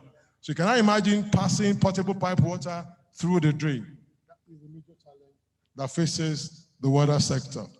Now, we have revenue collection. Even the 30% that the plants are able to produce, revenue is not adequately collected as it should be. Because I think as of today, we're still paying like, is it 5 naira per liter per day? I don't know how, but the figures are quite abysmally. Next slide, please. These are just pictures of the deplorable infrastructures we have within the plants. And some, next slide. This is a picture of going at your 2 project. Next slide, please. Let's go to wastewater. Because what is wastewater? Have wastewater is natural. Whatever clean water is wastewater. But fortunately, over time, the genesis of this sector has not been too comfortable for the environment. The Pale latrine system of wastewater in Lagos State in the early 1900s. Subsequently, a night soil treatment plant was built at Ebute-Elefun in Lagos Island to handle fecal matter removed from tenements. A sizable stretch of sewer networks was provided as far back as the days of the colonial masters, in Lagos Island, to convey sewage from the European quarters to the Lagos Lagoon. In 1986, the state government enacted a law, the Abolition of Pale Latrine System Edict, which introduced the septic tank system. Our views on septic tank for a mega city are quite diverse. But I will leave that to the more professional people here to determine how fit for purpose a septic tank system is for Lagos, to what we should do about it. I leave this conference to really talk about it, because Water Corporation has come of age with some infrastructure, but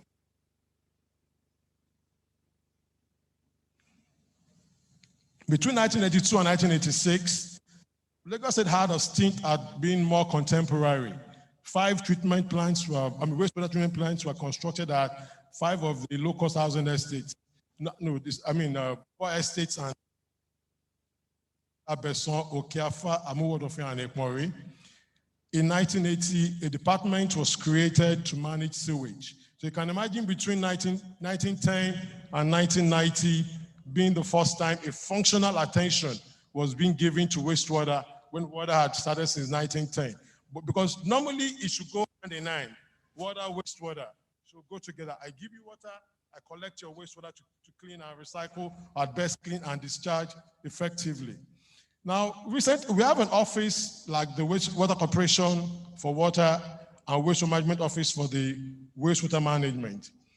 The admission of Governor Babatoraji Fashola, the SAN, gave wastewater a very solid attention, adequate attention, trying to boost this sector very well because of the peculiarity of Lagos. You can imagine using septic tank in areas with high water table. Lagos Island, Lekki, Victoria Island. Septic tank will work where you have adequate solid strata to filter the wastewater. But when you have water table at about 1 meter, 1.5 meters, what are we filtering? We're just dumping wastewater right into the groundwater at the shallow level. That's why in areas that have this high water table area, their groundwater abstraction is always very challenging. They can't get clean water unless they go very deep. So there was a roadmap that was done between 2011 and 2015 for a 5-year intervention, but this was challenged along the way. A midstream assessment of the failures of this roadmap, it was non-implementable wastewater component of the master plan by the model cities. Yes, Lagos has model plan and master plans, the model city plans and master plans, but the wastewater component of those master plans are not implementable. Why? Most of the lands allocated for wastewater plants are actually in the water. They are not accessible, they're in the swamp, making the constructions quite expensive. Secondly, in the master plan is that Lagos is a sprawling mega city. Mega cities should go vertical. It costs more to provide infrastructure in a sprawled city. So the cost of sewer network is quite enormous. But if it had been drawn concurrently with the water pipeline, it would have been water pipe at the top, wastewater at the bottom. But water pipes already existed. So it now became a challenge for finding spaces to put the wastewater pipelines. Now, lastly, on those challenges, we have right now, even with the septic tanks, they are not an automatic device that will solve the problem by themselves. You need to still go and evacuate the sludge in the septic tank. Where do we dispose them? How does this affect the environment? So there was a need for a septic management plan that will actually advise on this. So these are some challenges we have for the wastewater treatment plan. Like I said, there are not enough infrastructures to manage wastewater to compete and adequately take care of what becomes of the water supplied by water corporation and the ones that are actually being abstracted by individuals from the ground aquifers. At that point, we tried to use the PPP, but the PPP framework, for wastewater was not quite adequate. People needed to be encouraged to come and invest in the sector. Water is not a sector that is quite profitable. You can break even. You can break even. You can make a little profit, but you can't start from day one and start making profit. So there is that need for a viability gap funding that will aid the investor to say, yes, I want to invest, and over time I'll break even. But at least the environment, when you look at the cost of pollution to the environment, vis-a-vis the funding being given to the sector, you can best imagine the advantages that will be brought to bear. Now, look at the reality for wastewater sector. Let's assume Lagos is 24 million people. On the average, let's assume per capita we're using maybe 100 liters or 120 liters per capita. That means we have maybe like 2.4 billion liters per day. Assuming 8% of that becomes wastewater. So we have maybe like 2 billion liters of wastewater being dished out into the environment every day, into the ground, into the surface. Like I said, the drains are basically filled with wastewater. That's why you see enough algal growth in the drains of Lagos. That's a challenge we have. And we have to look at that effectively. Next slide, please. Well, some pictures of the old plants that were done in the 80s. We've not been able to add any plants in the 90s. An attempt was made in 2012, 13 to actually do a children plant at Odoyalaro, but it's a mega plant supposed to be to serve a catchment of Maryland, Anthony, and Ojota. But unfortunately today, we are still hoping we'll be able to continue with that plant. But septage management is key because at the moment we are generating septage on a daily basis. If you look at our roads for this septage management, we still have rickety trucks used for the evacuation. You'll see them on the street. The discharge points are not environmentally friendly. We're not doing any form of treatment to all this septage. So we're polluting the environment directly. That is the picture that is there. So that's what I'm here to show, to actually showcase what Dr. Muawiyah has mentioned. I won't be able to go through all those details because of time. I have only 15 minutes. Pictures, just go to the pictures. That will speak a lot to what I've said. Well, let me talk about our host today. The third leg of the sector is the Water Regulatory Commission. This commission was created by a law of 2004, Section 48 of Lagos State Water Sector Law. They are supposed to be the regulators of the sector and to make sure everybody, does what is right and is fit for purpose. The policy there is to ensure. That's why they're the ones organizing today, and we are hoping that from all the challenges Dr. Mawea and opportunities that he had mentioned and the elaboration I've been able to say here, we're hopeful that at the end of this session today and subsequent conferences, we'll be able to move Lagos forward in terms of sustainability in the wash sector. Thank you, ladies and gentlemen.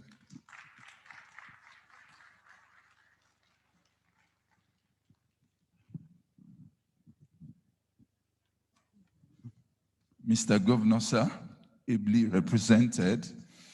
All other courtesies duly extended. Next, we'll go on to take a presentation titled UNESCO Mega Cities Alliance on Water and Climate, Opportunities and Benefits for Lagos State. That will be done by a program specialist at UNESCO WAWAC, Dr. Alexandro Makarigakis. A round of applause for him. He's joining us virtually.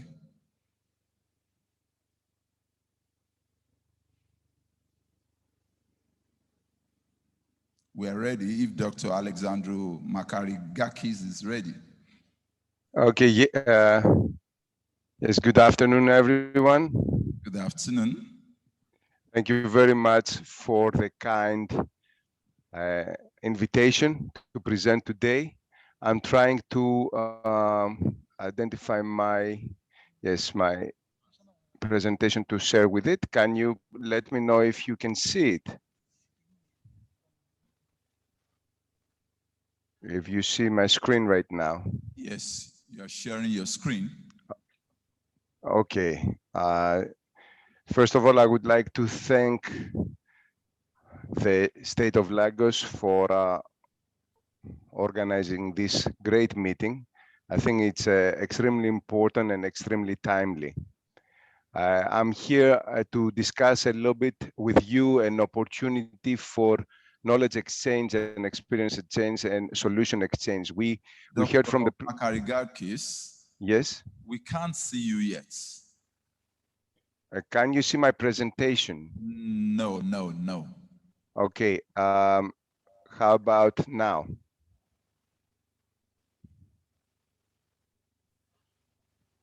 Can you do it? Can you see me and my presentation now? It should be coming.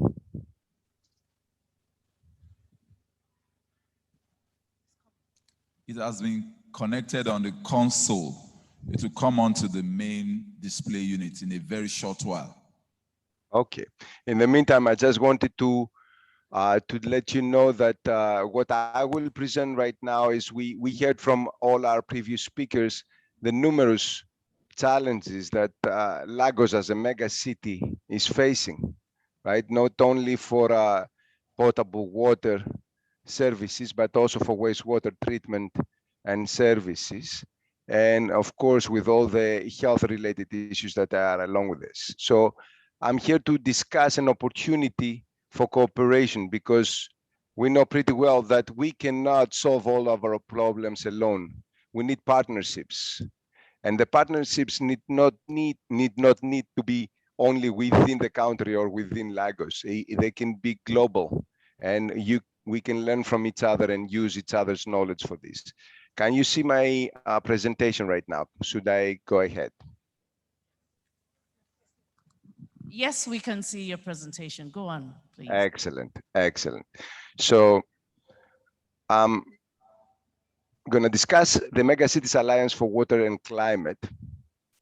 I'm going to fly through the global challenges our previous speakers spoke to us already about the issues related to floods and droughts.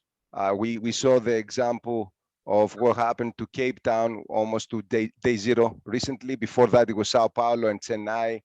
We know that floods are becoming an everyday issue, and things can only get worse. Based on the projections, we know that in the near future, the extent of both floods and droughts will increase both in intensity and in frequency.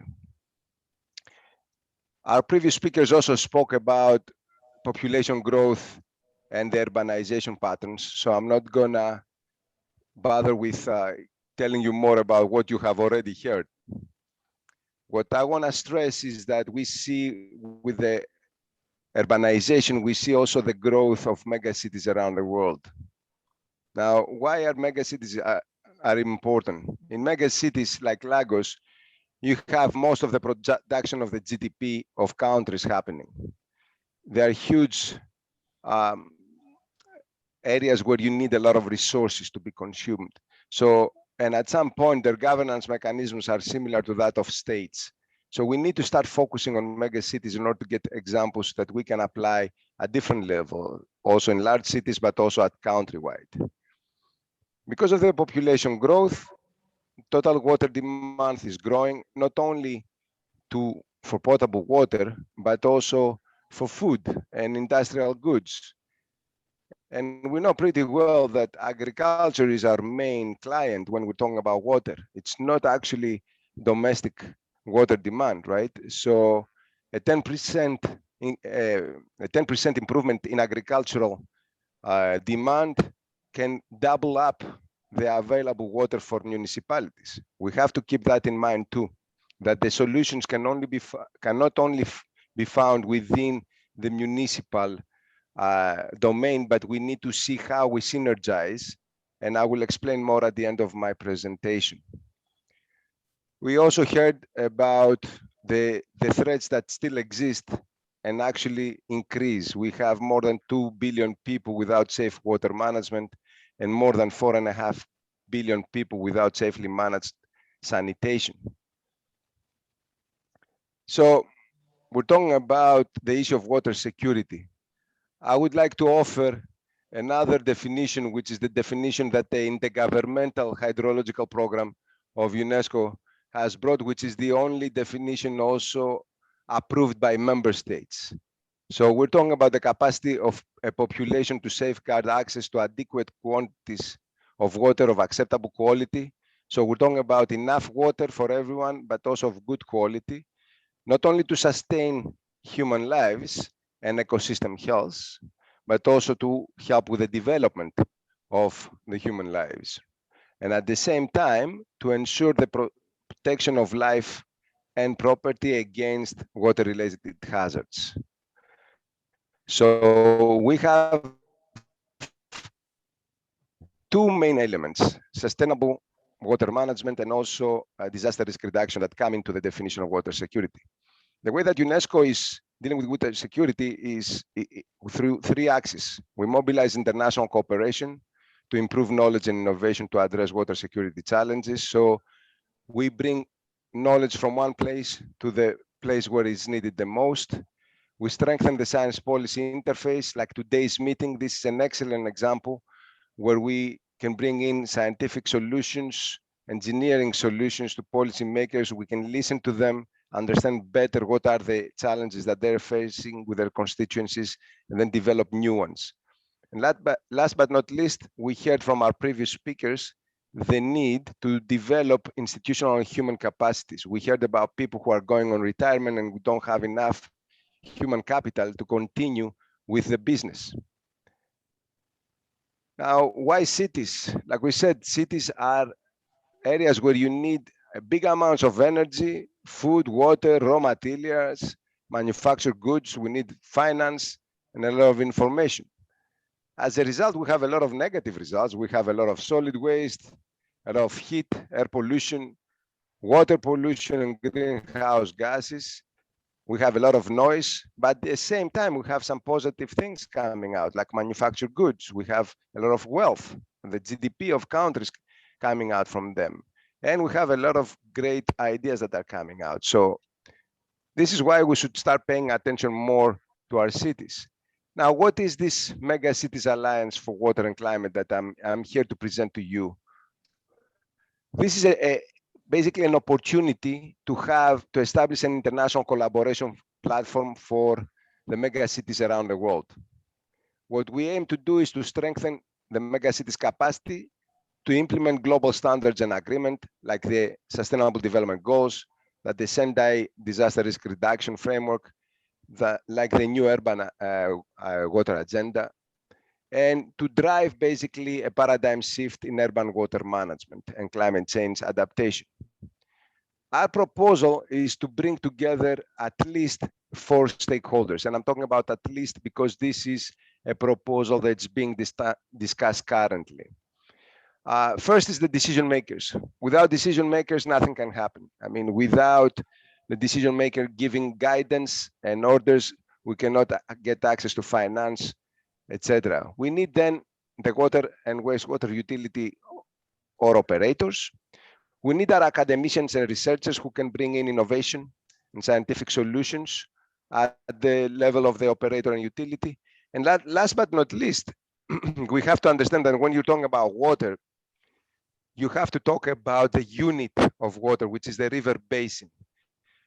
So anything that you want to manage, it has to be done at that level and linked to that level. Therefore, when there is a river basin authority, it needs to be part of these key stakeholders within the alliance. So the idea is that we bring these 4 groups together to discuss about the challenges and solutions. And we do that not only for mega cities within the mega city, but within with mega cities from one place to another.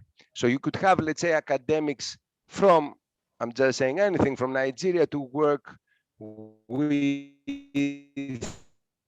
a utility in Brazil, as we heard before, or a river basin authority in Europe. It all depends. Whoever has the knowledge can transfer it. So this whole thing started in 2015 during COP21 in Paris, where we organized the first international conference on water megacities and global change. And there was a declaration that asked UNESCO to set up a task force to prepare the conditions for this cooperation platform. Further to that, we were able to publish the water monographies of 15 megacities and launch this publication in Habitat 3 in Quito, where it gives you a little bit of a snapshot of common problems and challenges that these megacities have and how they're dealing with it. The idea is with this exchange of knowledge to learn from each other and also approach each other, do some networking and get the solutions to our own house, adapt them and use them as we want. And we have some action on the ground too, within the Megacities Alliance for Water and Climate.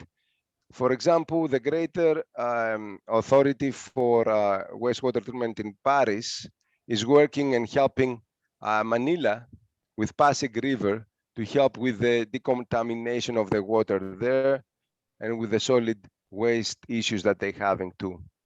So we have some on the ground projects that are already taking place within the framework of the Alliance. But the Alliance is not by itself. It is part of a global alliance of alliances on water and climate, GAFWAC, that joins basically a business alliance for water and climate, the Global Clean Water Desalination Alliance and the Paris Pact Alliance, which adds value to the whole cooperation platform because it doesn't rest only on that, but it can tap on the resources of the other alliances within its own.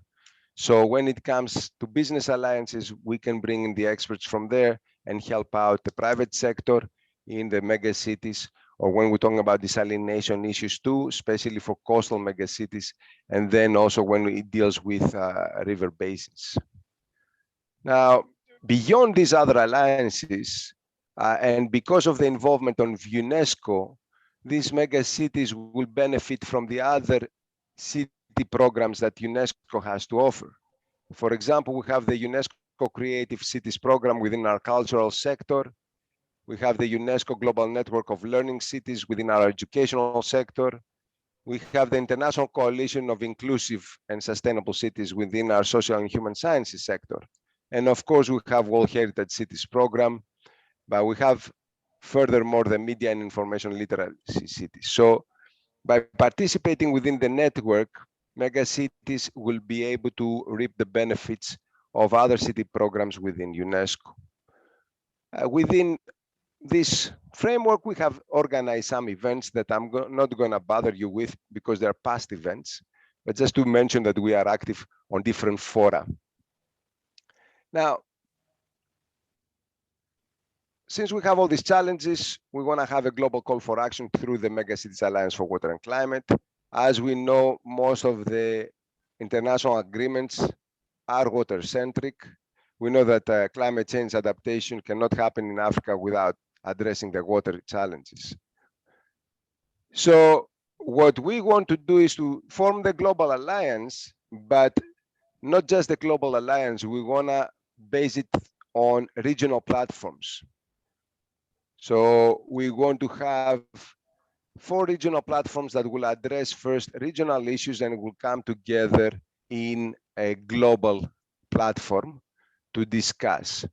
So with this logic, we have started efforts to set up a MAWAC, meaning Megacities Alliance for Water and Climate, chapter in Latin America and Caribbean. We have 2 meetings with the 7 megacities there, and we're moving towards the establishment of the chapter with their own terms of reference and plan of action. And we had our first meeting of the Asian and the Pacific platform last week. We're aiming on having a regional meeting for Africa in September this year, and one for Europe and North America in July, later on after this month. The idea is that all these regional chapters will meet together in January 2022 from 11 to 14 in Paris during the 2nd International Conference on Water Megacities and Global Changes. And we will have regional sessions that will reflect more the needs and experiences within these regional chapters. As I said before, we started this whole effort in Latin America, in Sao Paulo. Initially, we had 5 participating megacities. In our second meeting, we had all 7 of them. We start building the terms of reference for this region. Now, as we said, we had the meeting in May, in June, and we're aiming to have now the July meeting for the European. There are a number of products that we are aiming to have to launch in the January meeting in Paris. One of them is the Strategic Global Framework, which is practically the terms of reference by which this cooperation will be done. We have sent letters to the mayors of megacities or to the governors, depending on the governance mechanism. And we are consulting now with all these megacities to have on January 14th during a mayor's congress. Thank you very much, Dr. Alexander. Can we put our hands together for him?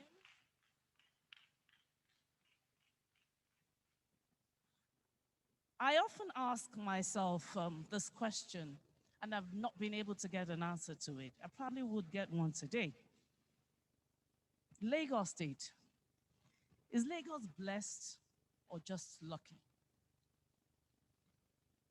Is Lagos blessed or lucky?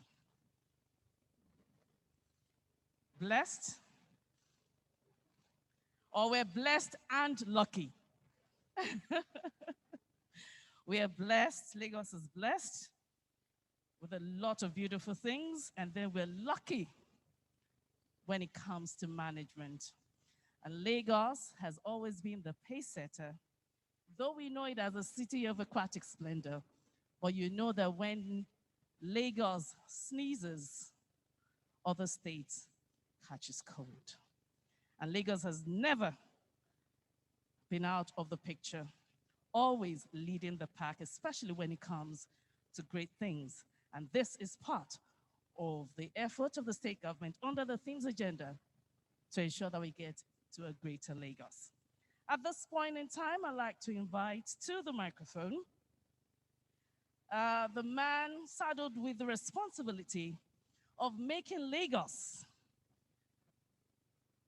the center of excellence, the center of achievement, the center of iconic leadership. Please join me as I invite the governor of Lagos State, ably represented by his deputy, Dr. Obafemi Hamzat, to the microphone, please. I'm sure he deserves a better round of applause.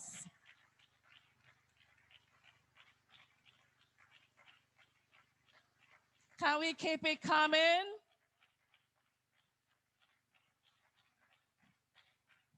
Thank you very much. Thank you. Please be seated. Thank you very much.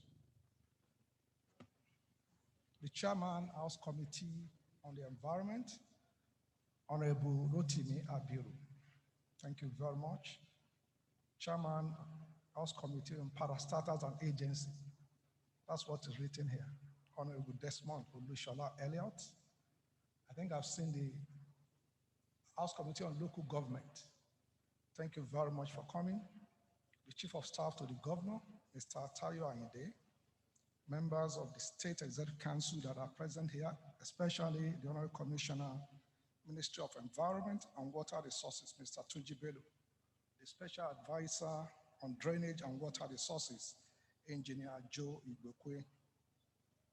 Of course, the Honorable Commissioner for Water Resources and Energy, Plateau State, Engineer Saad Ibrahim, who is ably represented here.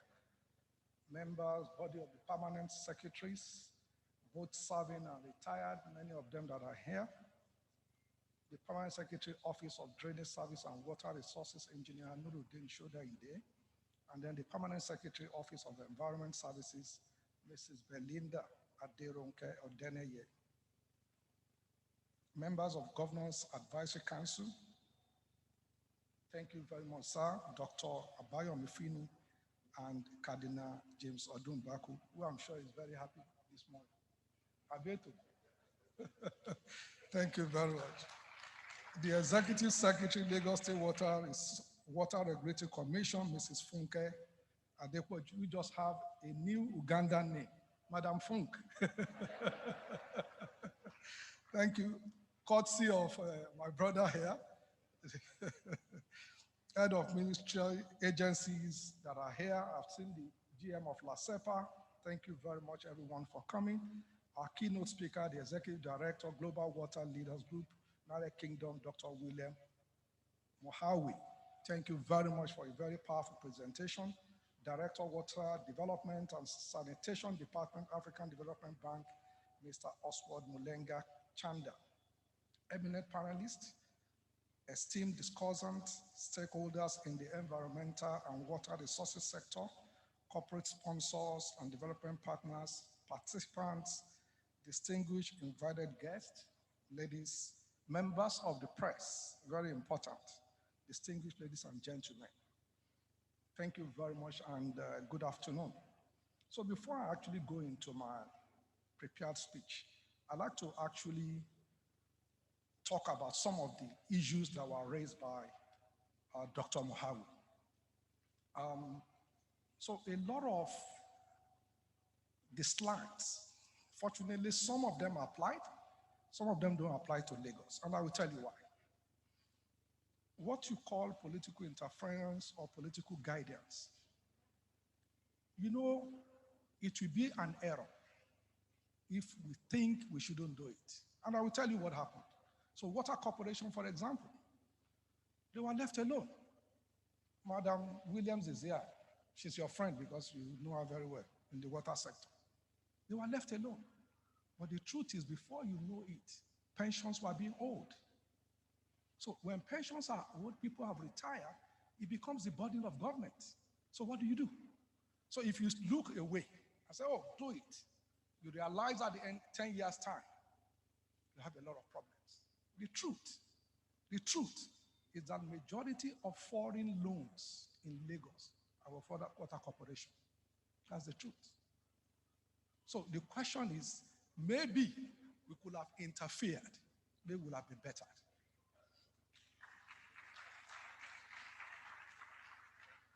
So in terms of the aging infrastructure, so one of the ways that Lagos tried to address it, I run the Ministry of Works before, so I know, is that unfortunately, Engineer Shuda didn't tell us. He told us the problems. He didn't tell us the solution that his ministry are preferring, but he told us all the problems. But a lot of the things that his ministry are doing, he didn't tell us. So I will tell you. So in terms of the aging infrastructure, so what we do in Lagos, like you said, it's expensive. And we still don't believe in this part of the world that we should pay for water. And as politicians, politically, we also don't have free water, free this, free that. Well, somebody must pay for it. It might be free to one person, but somebody else is paying. So what we do is when we build a road, any road, we pay for the repairs of the water infrastructure.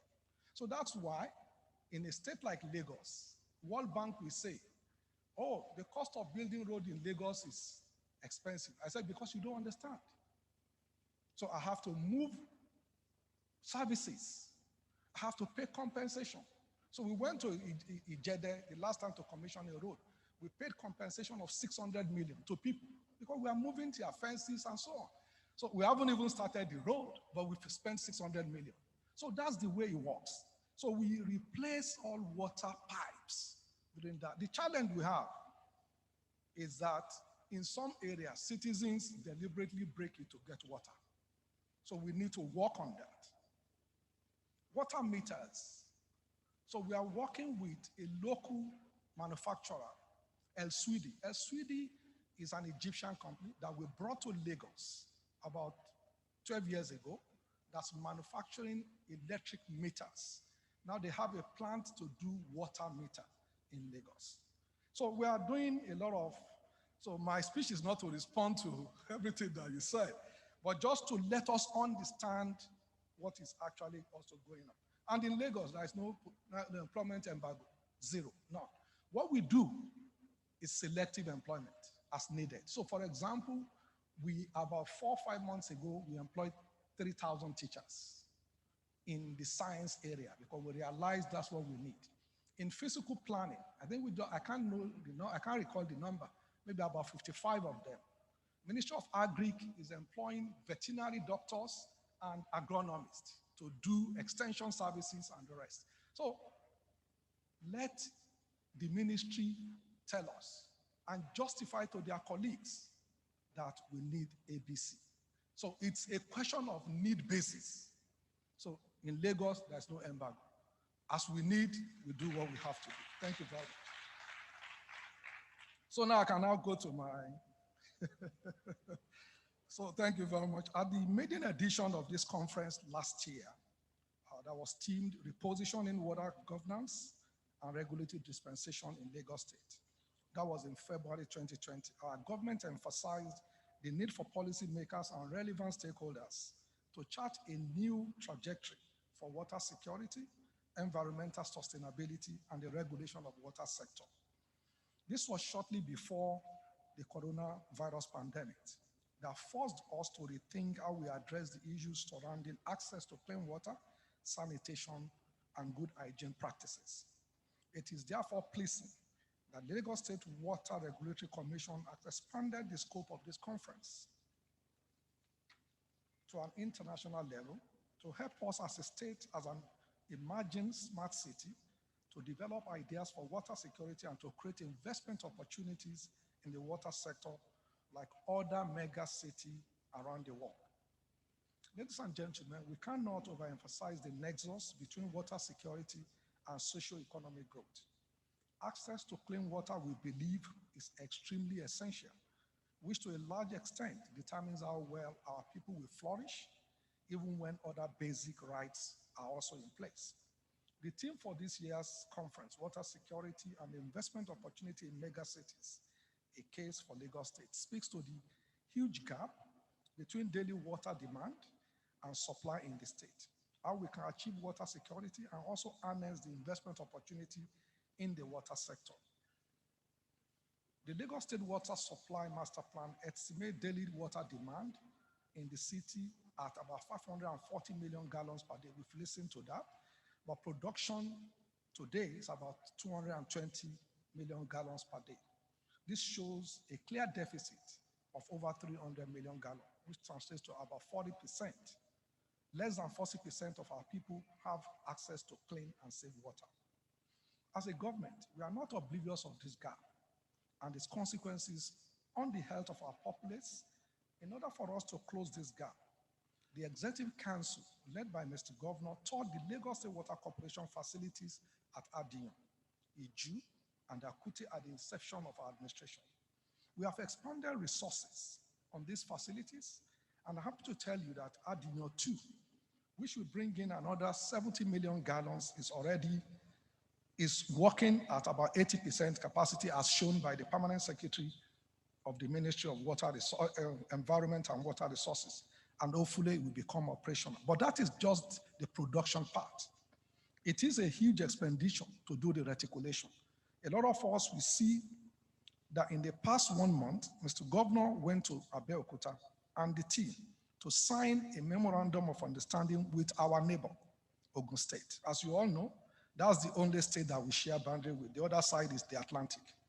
And it is easy to manage the Atlantic than reticulation. So remember, Adiyan by itself is in Ogun State. Therefore, the reticulation there, I think, is about 8 kilometers.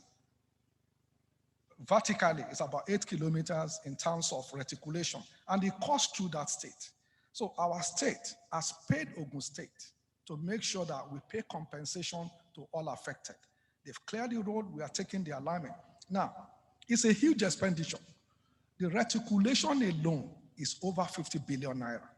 That is piping and the rest and the rest. So we are pursuing, so we remain dedicated to the goal of becoming a global point of reference in the provision of sustainable, safe water and sanitation for our increasing population, as a demonstration of our commitment to affordable and sustainable clean water supply. As you know, we have also signed a 3-year memorandum of understanding with WaterAid, and I think one of their leaders actually came here to give the Google meeting on capacity building for improved regulation and expansion of clean water access. Now, the Adiyan water project is key for us. Like we've listened to different statistics, some people say borehole is 51%, whatever percentage it might be. We cannot continue to extract from the aquifer unmanaged. Lagos is a city that is 2 meters below sea level. Taking from the aquifer unmanaged means that our city can sink. That's just, it's based on physics. So as a matter of fact, our city might be sinking. That's the truth. As long as we all take water in an unmanaged way. So it is important that we focus on the raw water that we can do, and that's why Adiyan 2 is extremely important to us, despite the huge expenditure that it attracts. However, the challenge still remains how to make our people less vulnerable to poor sanitation, how to expand water and water services, and how to maximize the investment opportunity in the water sector, which is why this water conference is integral to shaping the future of water security and wastewater management. We are propelled by our concern for the well-being of our people to make the water sector economically viable, but we will not put economic gains above the health of Lagosians. Example suffice. In some states, Louisiana, for example, in the United States of America, water rates were increased by 50%. At that time, people stopped paying, and head bill actually jumped. The state government has to reverse it. So we must learn from it. So the tariffs are low, but how far can we take it, given the competing needs of our people? Our water, sanitation, and hygiene efforts in the last 2 years have been targeted at protecting the overall interest of our people, improving their quality of life while implementing the critical reforms and regulations necessary to optimize financial investment in the water sector. It is gratifying to note that the participants at this year's conference are consummate water experts who know what it will take to shape the future of water security in Lagos State and provide tangible suggestions on investment opportunity in the water sector. I'm confident that just like the 2020 Water Conference, this conference will help us to consolidate on our achievements in the provision of reliable water supply, even as we intensify efforts to institutionalize water regulation across the state. The 2020 Water Conference helped to set the tone for our impactful collaboration with organized private sector, particularly the water, sanitation, hygiene practitioners who have helped to facilitate meaningful investment in WASH, that's W-A-S-H. It is, however, pertinent to keep having these crucial discussions and conversations on how to shape the future of water security, particularly because of our state strategic position as a mega city. In fact, some people now say we are a hyper city, but when you are more than 20 million, and you just said it yourself, so we are now a hyper city. We are also a commercial hub, and of course, the most populated city in Nigeria, but the city or state that has the smallest land size, 0.4% of the land mass of Nigeria. With a population of over 22 million people, there is no better time than now to make calculated decisions on what must be done to actualize our goal of an efficient water sector that is complemented with huge returns on smart investments. As you know, health and environment are two key pillars of our administration's team's development agenda, and this conference is vital to the accomplishment of some of our key deliverables for these pivotal sectors. With the Sustainable Development Goal 6 as our anchor, we have committed major resources to groundwater quality control, drinking water quality regulation, packaged water service oversight. All these are being done to improve Lagosians' productivity and quality of life. Through the Lagos State Water Regulatory Commission, we have been able to curb unwholesome water production and indiscriminate drilling of boreholes, which is a major contributor to lower aquifer flooding, saltwater intrusion, and pollution from other sources. I'm therefore happy to inform you that very soon, in fact, less than 4 weeks, we should be commissioning a testing and referencing laboratory, which will be useful in preventing waterborne diseases. This is in addition to our proposed Development Finance Institution Investment Fund that will make Lagos the first African megacity to adopt leading technology in community-based off-grid water supply. As stakeholders, the conversation we are here to have today must transform lives of our people, must impact the economics of water management, regulation, and help to chart a new directory for WASH initiatives as well as environmental sustainability of our state. I therefore urge all the participants to hold nothing back in sharing their experiences, making recommendations, profiling solutions to the germane issues of water security in our state, especially as the world recovers from the pandemic. I strongly believe that achieving water security in Lagos is within our capacity. If cities like Dubai, which is situated in a desert, could transform salted water as well as raindrops into safe and accessible water for their populace, we should be able to do better by collaborating with the private sector. I commend the Ministry of Environment and the Lagos State Water Regulatory Commission for keeping faith with the environmental pillar of our team's agenda. I can assure Lagosians that your diligent efforts to expand Lagos' access to clean water, I'm sure, is well appreciated. Again, I commend the organized private sector, the Water Producer Association, and all relevant stakeholders for being worthy partners in our drive to make Lagos the standard for water, clean water accessibility, and efficient wastewater management. Before I finish, Dr. Moawe, as you are talking, I actually called Mr. Aliko Dangote, that somebody is talking about him here. So don't worry, next WaterCon, you will be here by God's grace, so that you can talk to him. Ladies and gentlemen, I wish you a very fruitful deliberation as you continue this conference and look forward to your recommendation. I thank you for listening.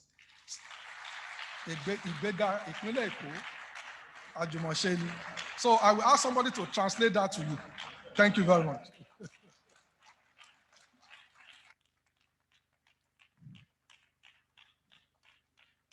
Please, can I request that we make that more resounding for our very cerebral Deputy Governor?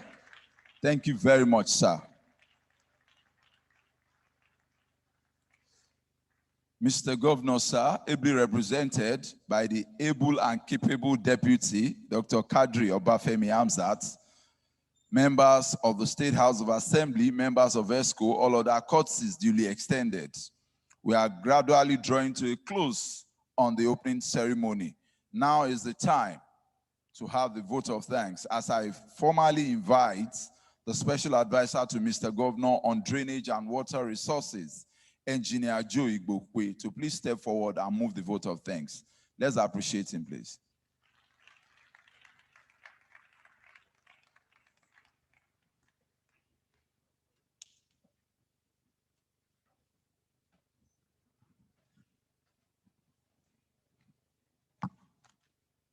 Good afternoon, everyone. Mr. Governor, ably represented by the Deputy Governor of Lagos State, Dr. Obafemi Hamzat, GSC members, Cardinal Odubako, Dr. Feni, Chairman, House Committee on Environment, Honorable Rotimi Abiru, Lagos State House of Assembly members present here, members of the Lagos State Executive Council, my colleagues, Chief of Staff, Commissioner for Environment, Mr. Tunji Bello. Please permit me to stand on the existing protocols.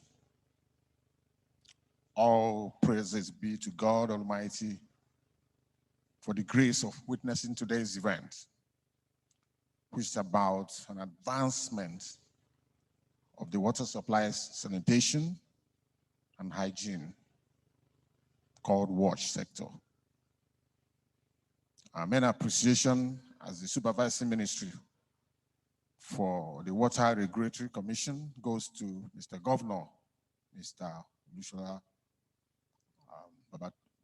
Babajide Sanwo-Olu, for his belief in the WASH sector through an approval of the convening of the second annual International Water Conference and gracing the event. Mr. Governor, you have once again demonstrated your passion for the environment and making it a sustainable sector. To the very dynamic, cerebral, capacity-driven scholar in the finest tradition, Deputy Governor, we appreciate you for your presence in this conference.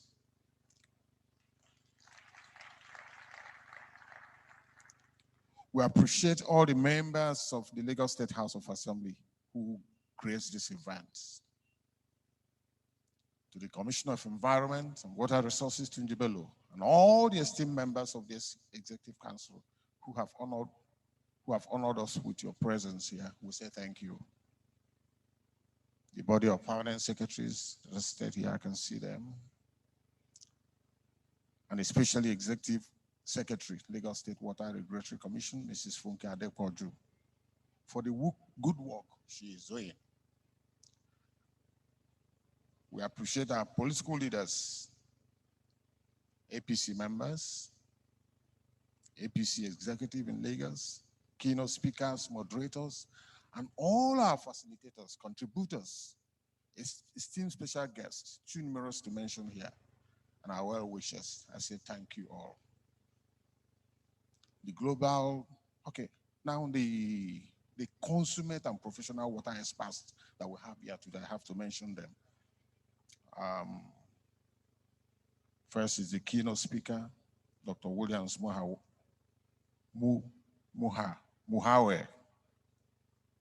just part from, I think, Uganda. Dr. Alexandros of UNESCO, Engineer Shodeinde,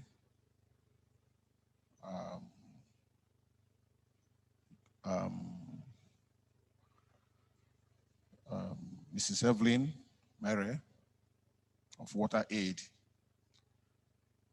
Collins Dresin, U.S. Agency for International Development, Dr. Nicholas Iwe, Engineer Said Ibrahim, Commissioner for Energy and Water Resources, Plateau State, Professor Tijani, who is based in South Africa. Now, the global statistics about availability of water does not look promising here. But the government of Governor Babajide Sanwo-Olu and his double deputy has taken the bull by the horn to ensure that potable water is available here in Lagos. I'm in the Ministry of Environment and Office of the Water Resources, and I'm aware of the investment that is going on there now, right now. Now, I want to wish all of us safe journey back to our various destinations. Thank you so much, and God bless you.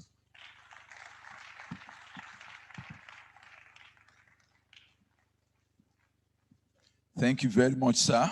That draws the curtain on the opening ceremony of the Lagos International Water Conference 2021. May I now respectfully invite, we'll have a photograph session. May I respectfully invite Mr. Governor, ably represented by the Deputy, Dr. Kadri Obafemi Hamzat, the Honorable Commissioner for the Environment and Water Resources, the Chairman House Committee on Environment, the two other honorables. We also call on our fathers, Dr. Yomifini and Cardinal James Odumbaku, for the group photograph. Yes. Let's come up so that we'll reflect the backdrop. The Executive Secretary, please join them. The Chief of Staff, sir, please join them.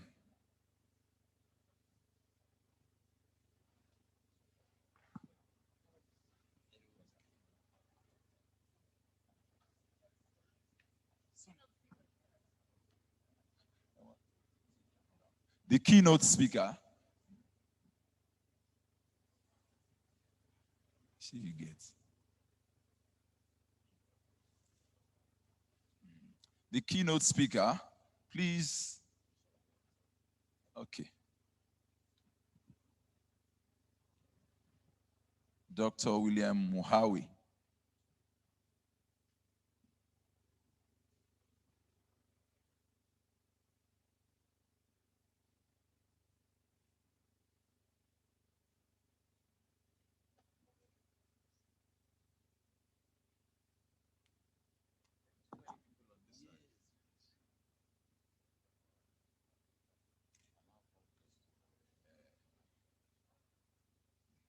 Let me now invite all the ESCO members who are here to join the Deputy Governor, as well as ESCO members to join.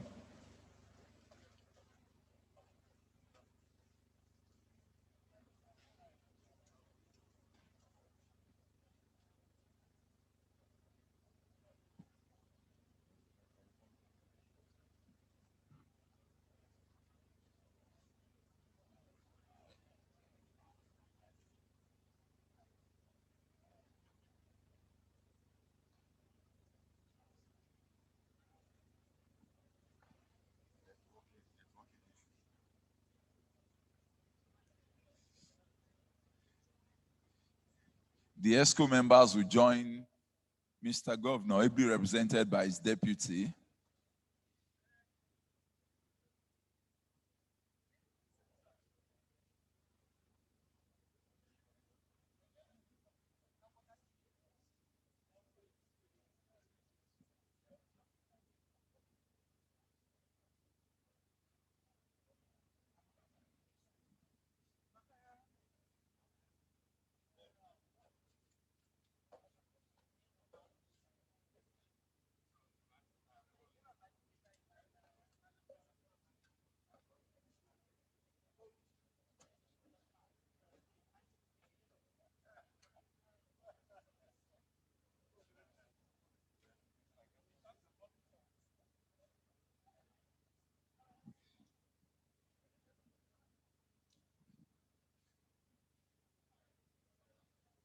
Can we take 2 lines?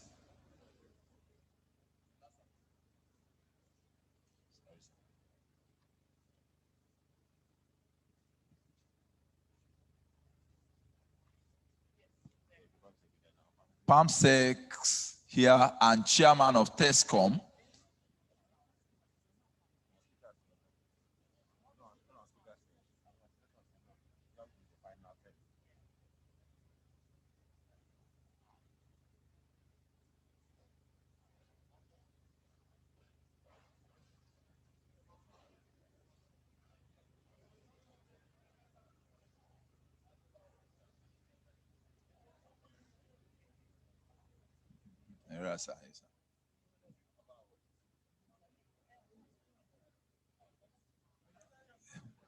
Body of permanent secretaries. Let me also welcome Chairman of TESCOM, Mrs. Elizabeth Ario. They will join the Deputy Governor.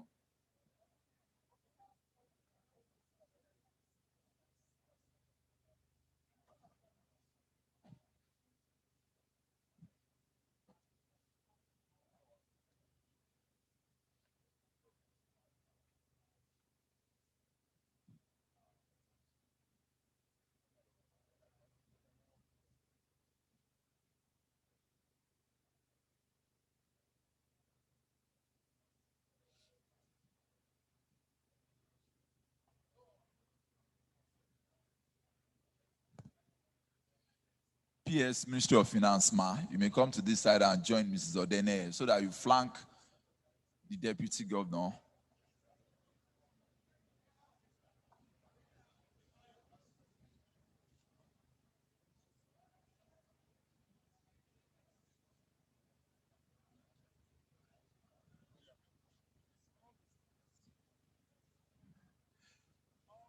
Let me quickly call all the speakers because this is a once, should I say in a lifetime opportunity. All the speakers, quickly.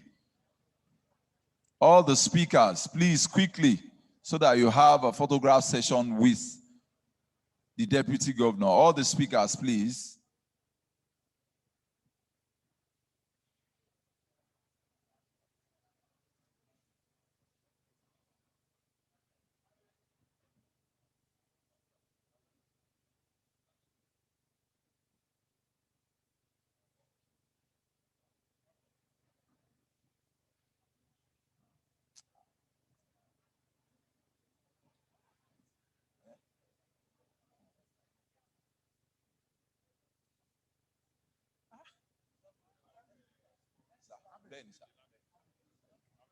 Ugo.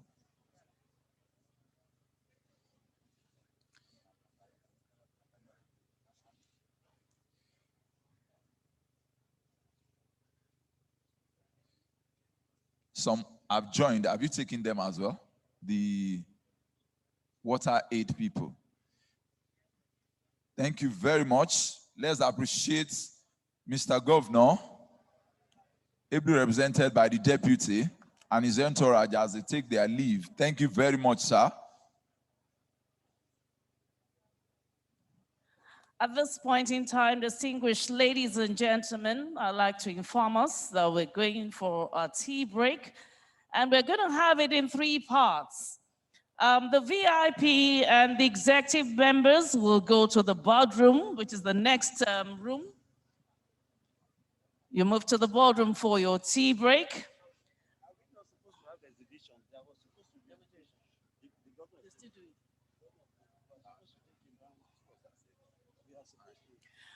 Also, the groups, those who will be participating in the water, financing, and investments, should please move to the upper room for their tea break. And those groups who will be participating in water supply and sanitation should please stay in the hall here. Once again, I'd like to inform us that for the tea break, members of the VIP and the executive members in the House will move to the boardroom for their tea break. The groups that will be participating in water financing and investment will move to the upper room for their tea break. and the group for water supply and sanitation stays here. Tea break is for 15 minutes. After the 15 minutes, the next session will kickstart.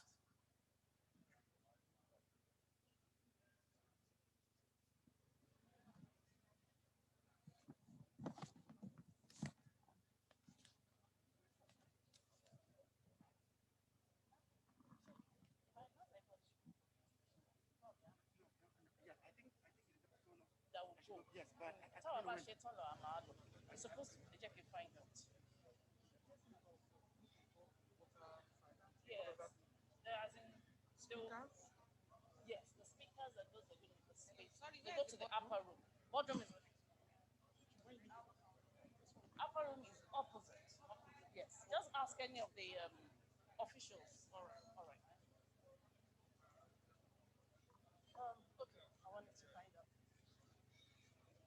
Deputy Economic Commission.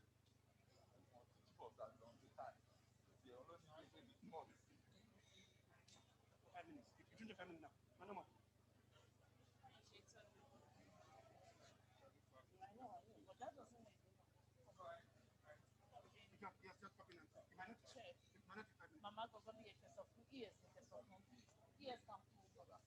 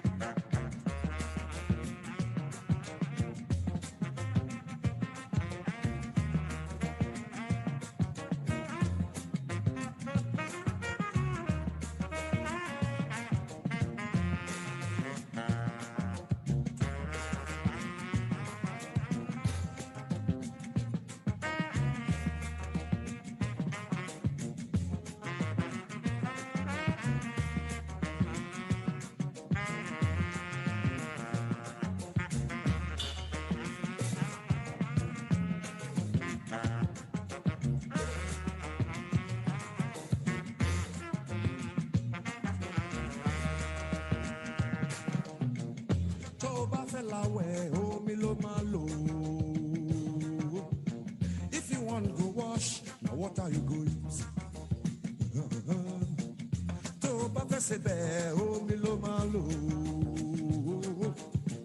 If you want cook soup, now water you go use.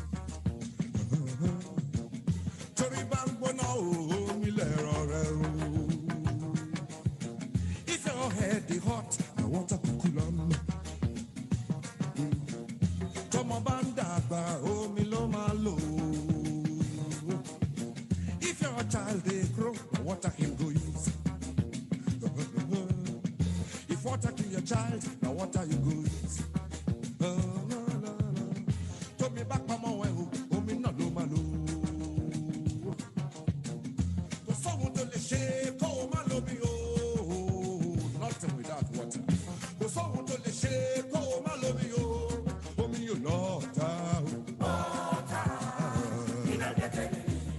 Omi yóò lọ ta o. If you fight them unless you wonder. I say water no get enemy. If you fight them unless you wonder. Omi yóò lọ ta o. At the talk of black man power. At the talk of black power, I say water no get enemy. If you fight them unless you won't die. I say water no get enemy. I say water no get enemy. Omi you love down. Omi you love down.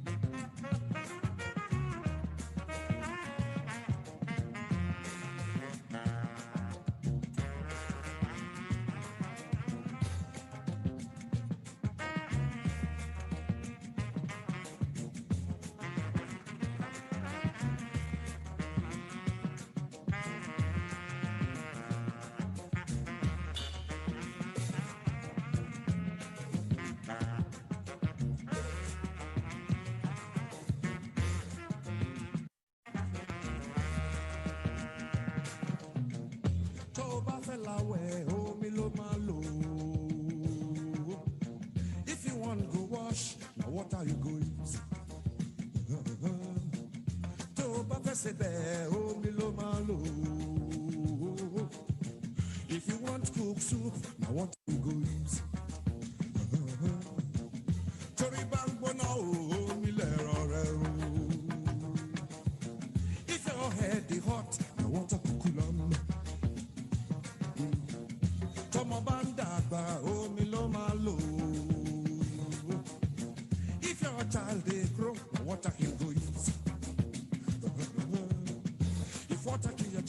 Now what are you good? No, no, no, no. Told me back, mama, when me not do my no. To someone to the shape, oh, my love, oh, nothing without water. To someone to the shape, oh, my love.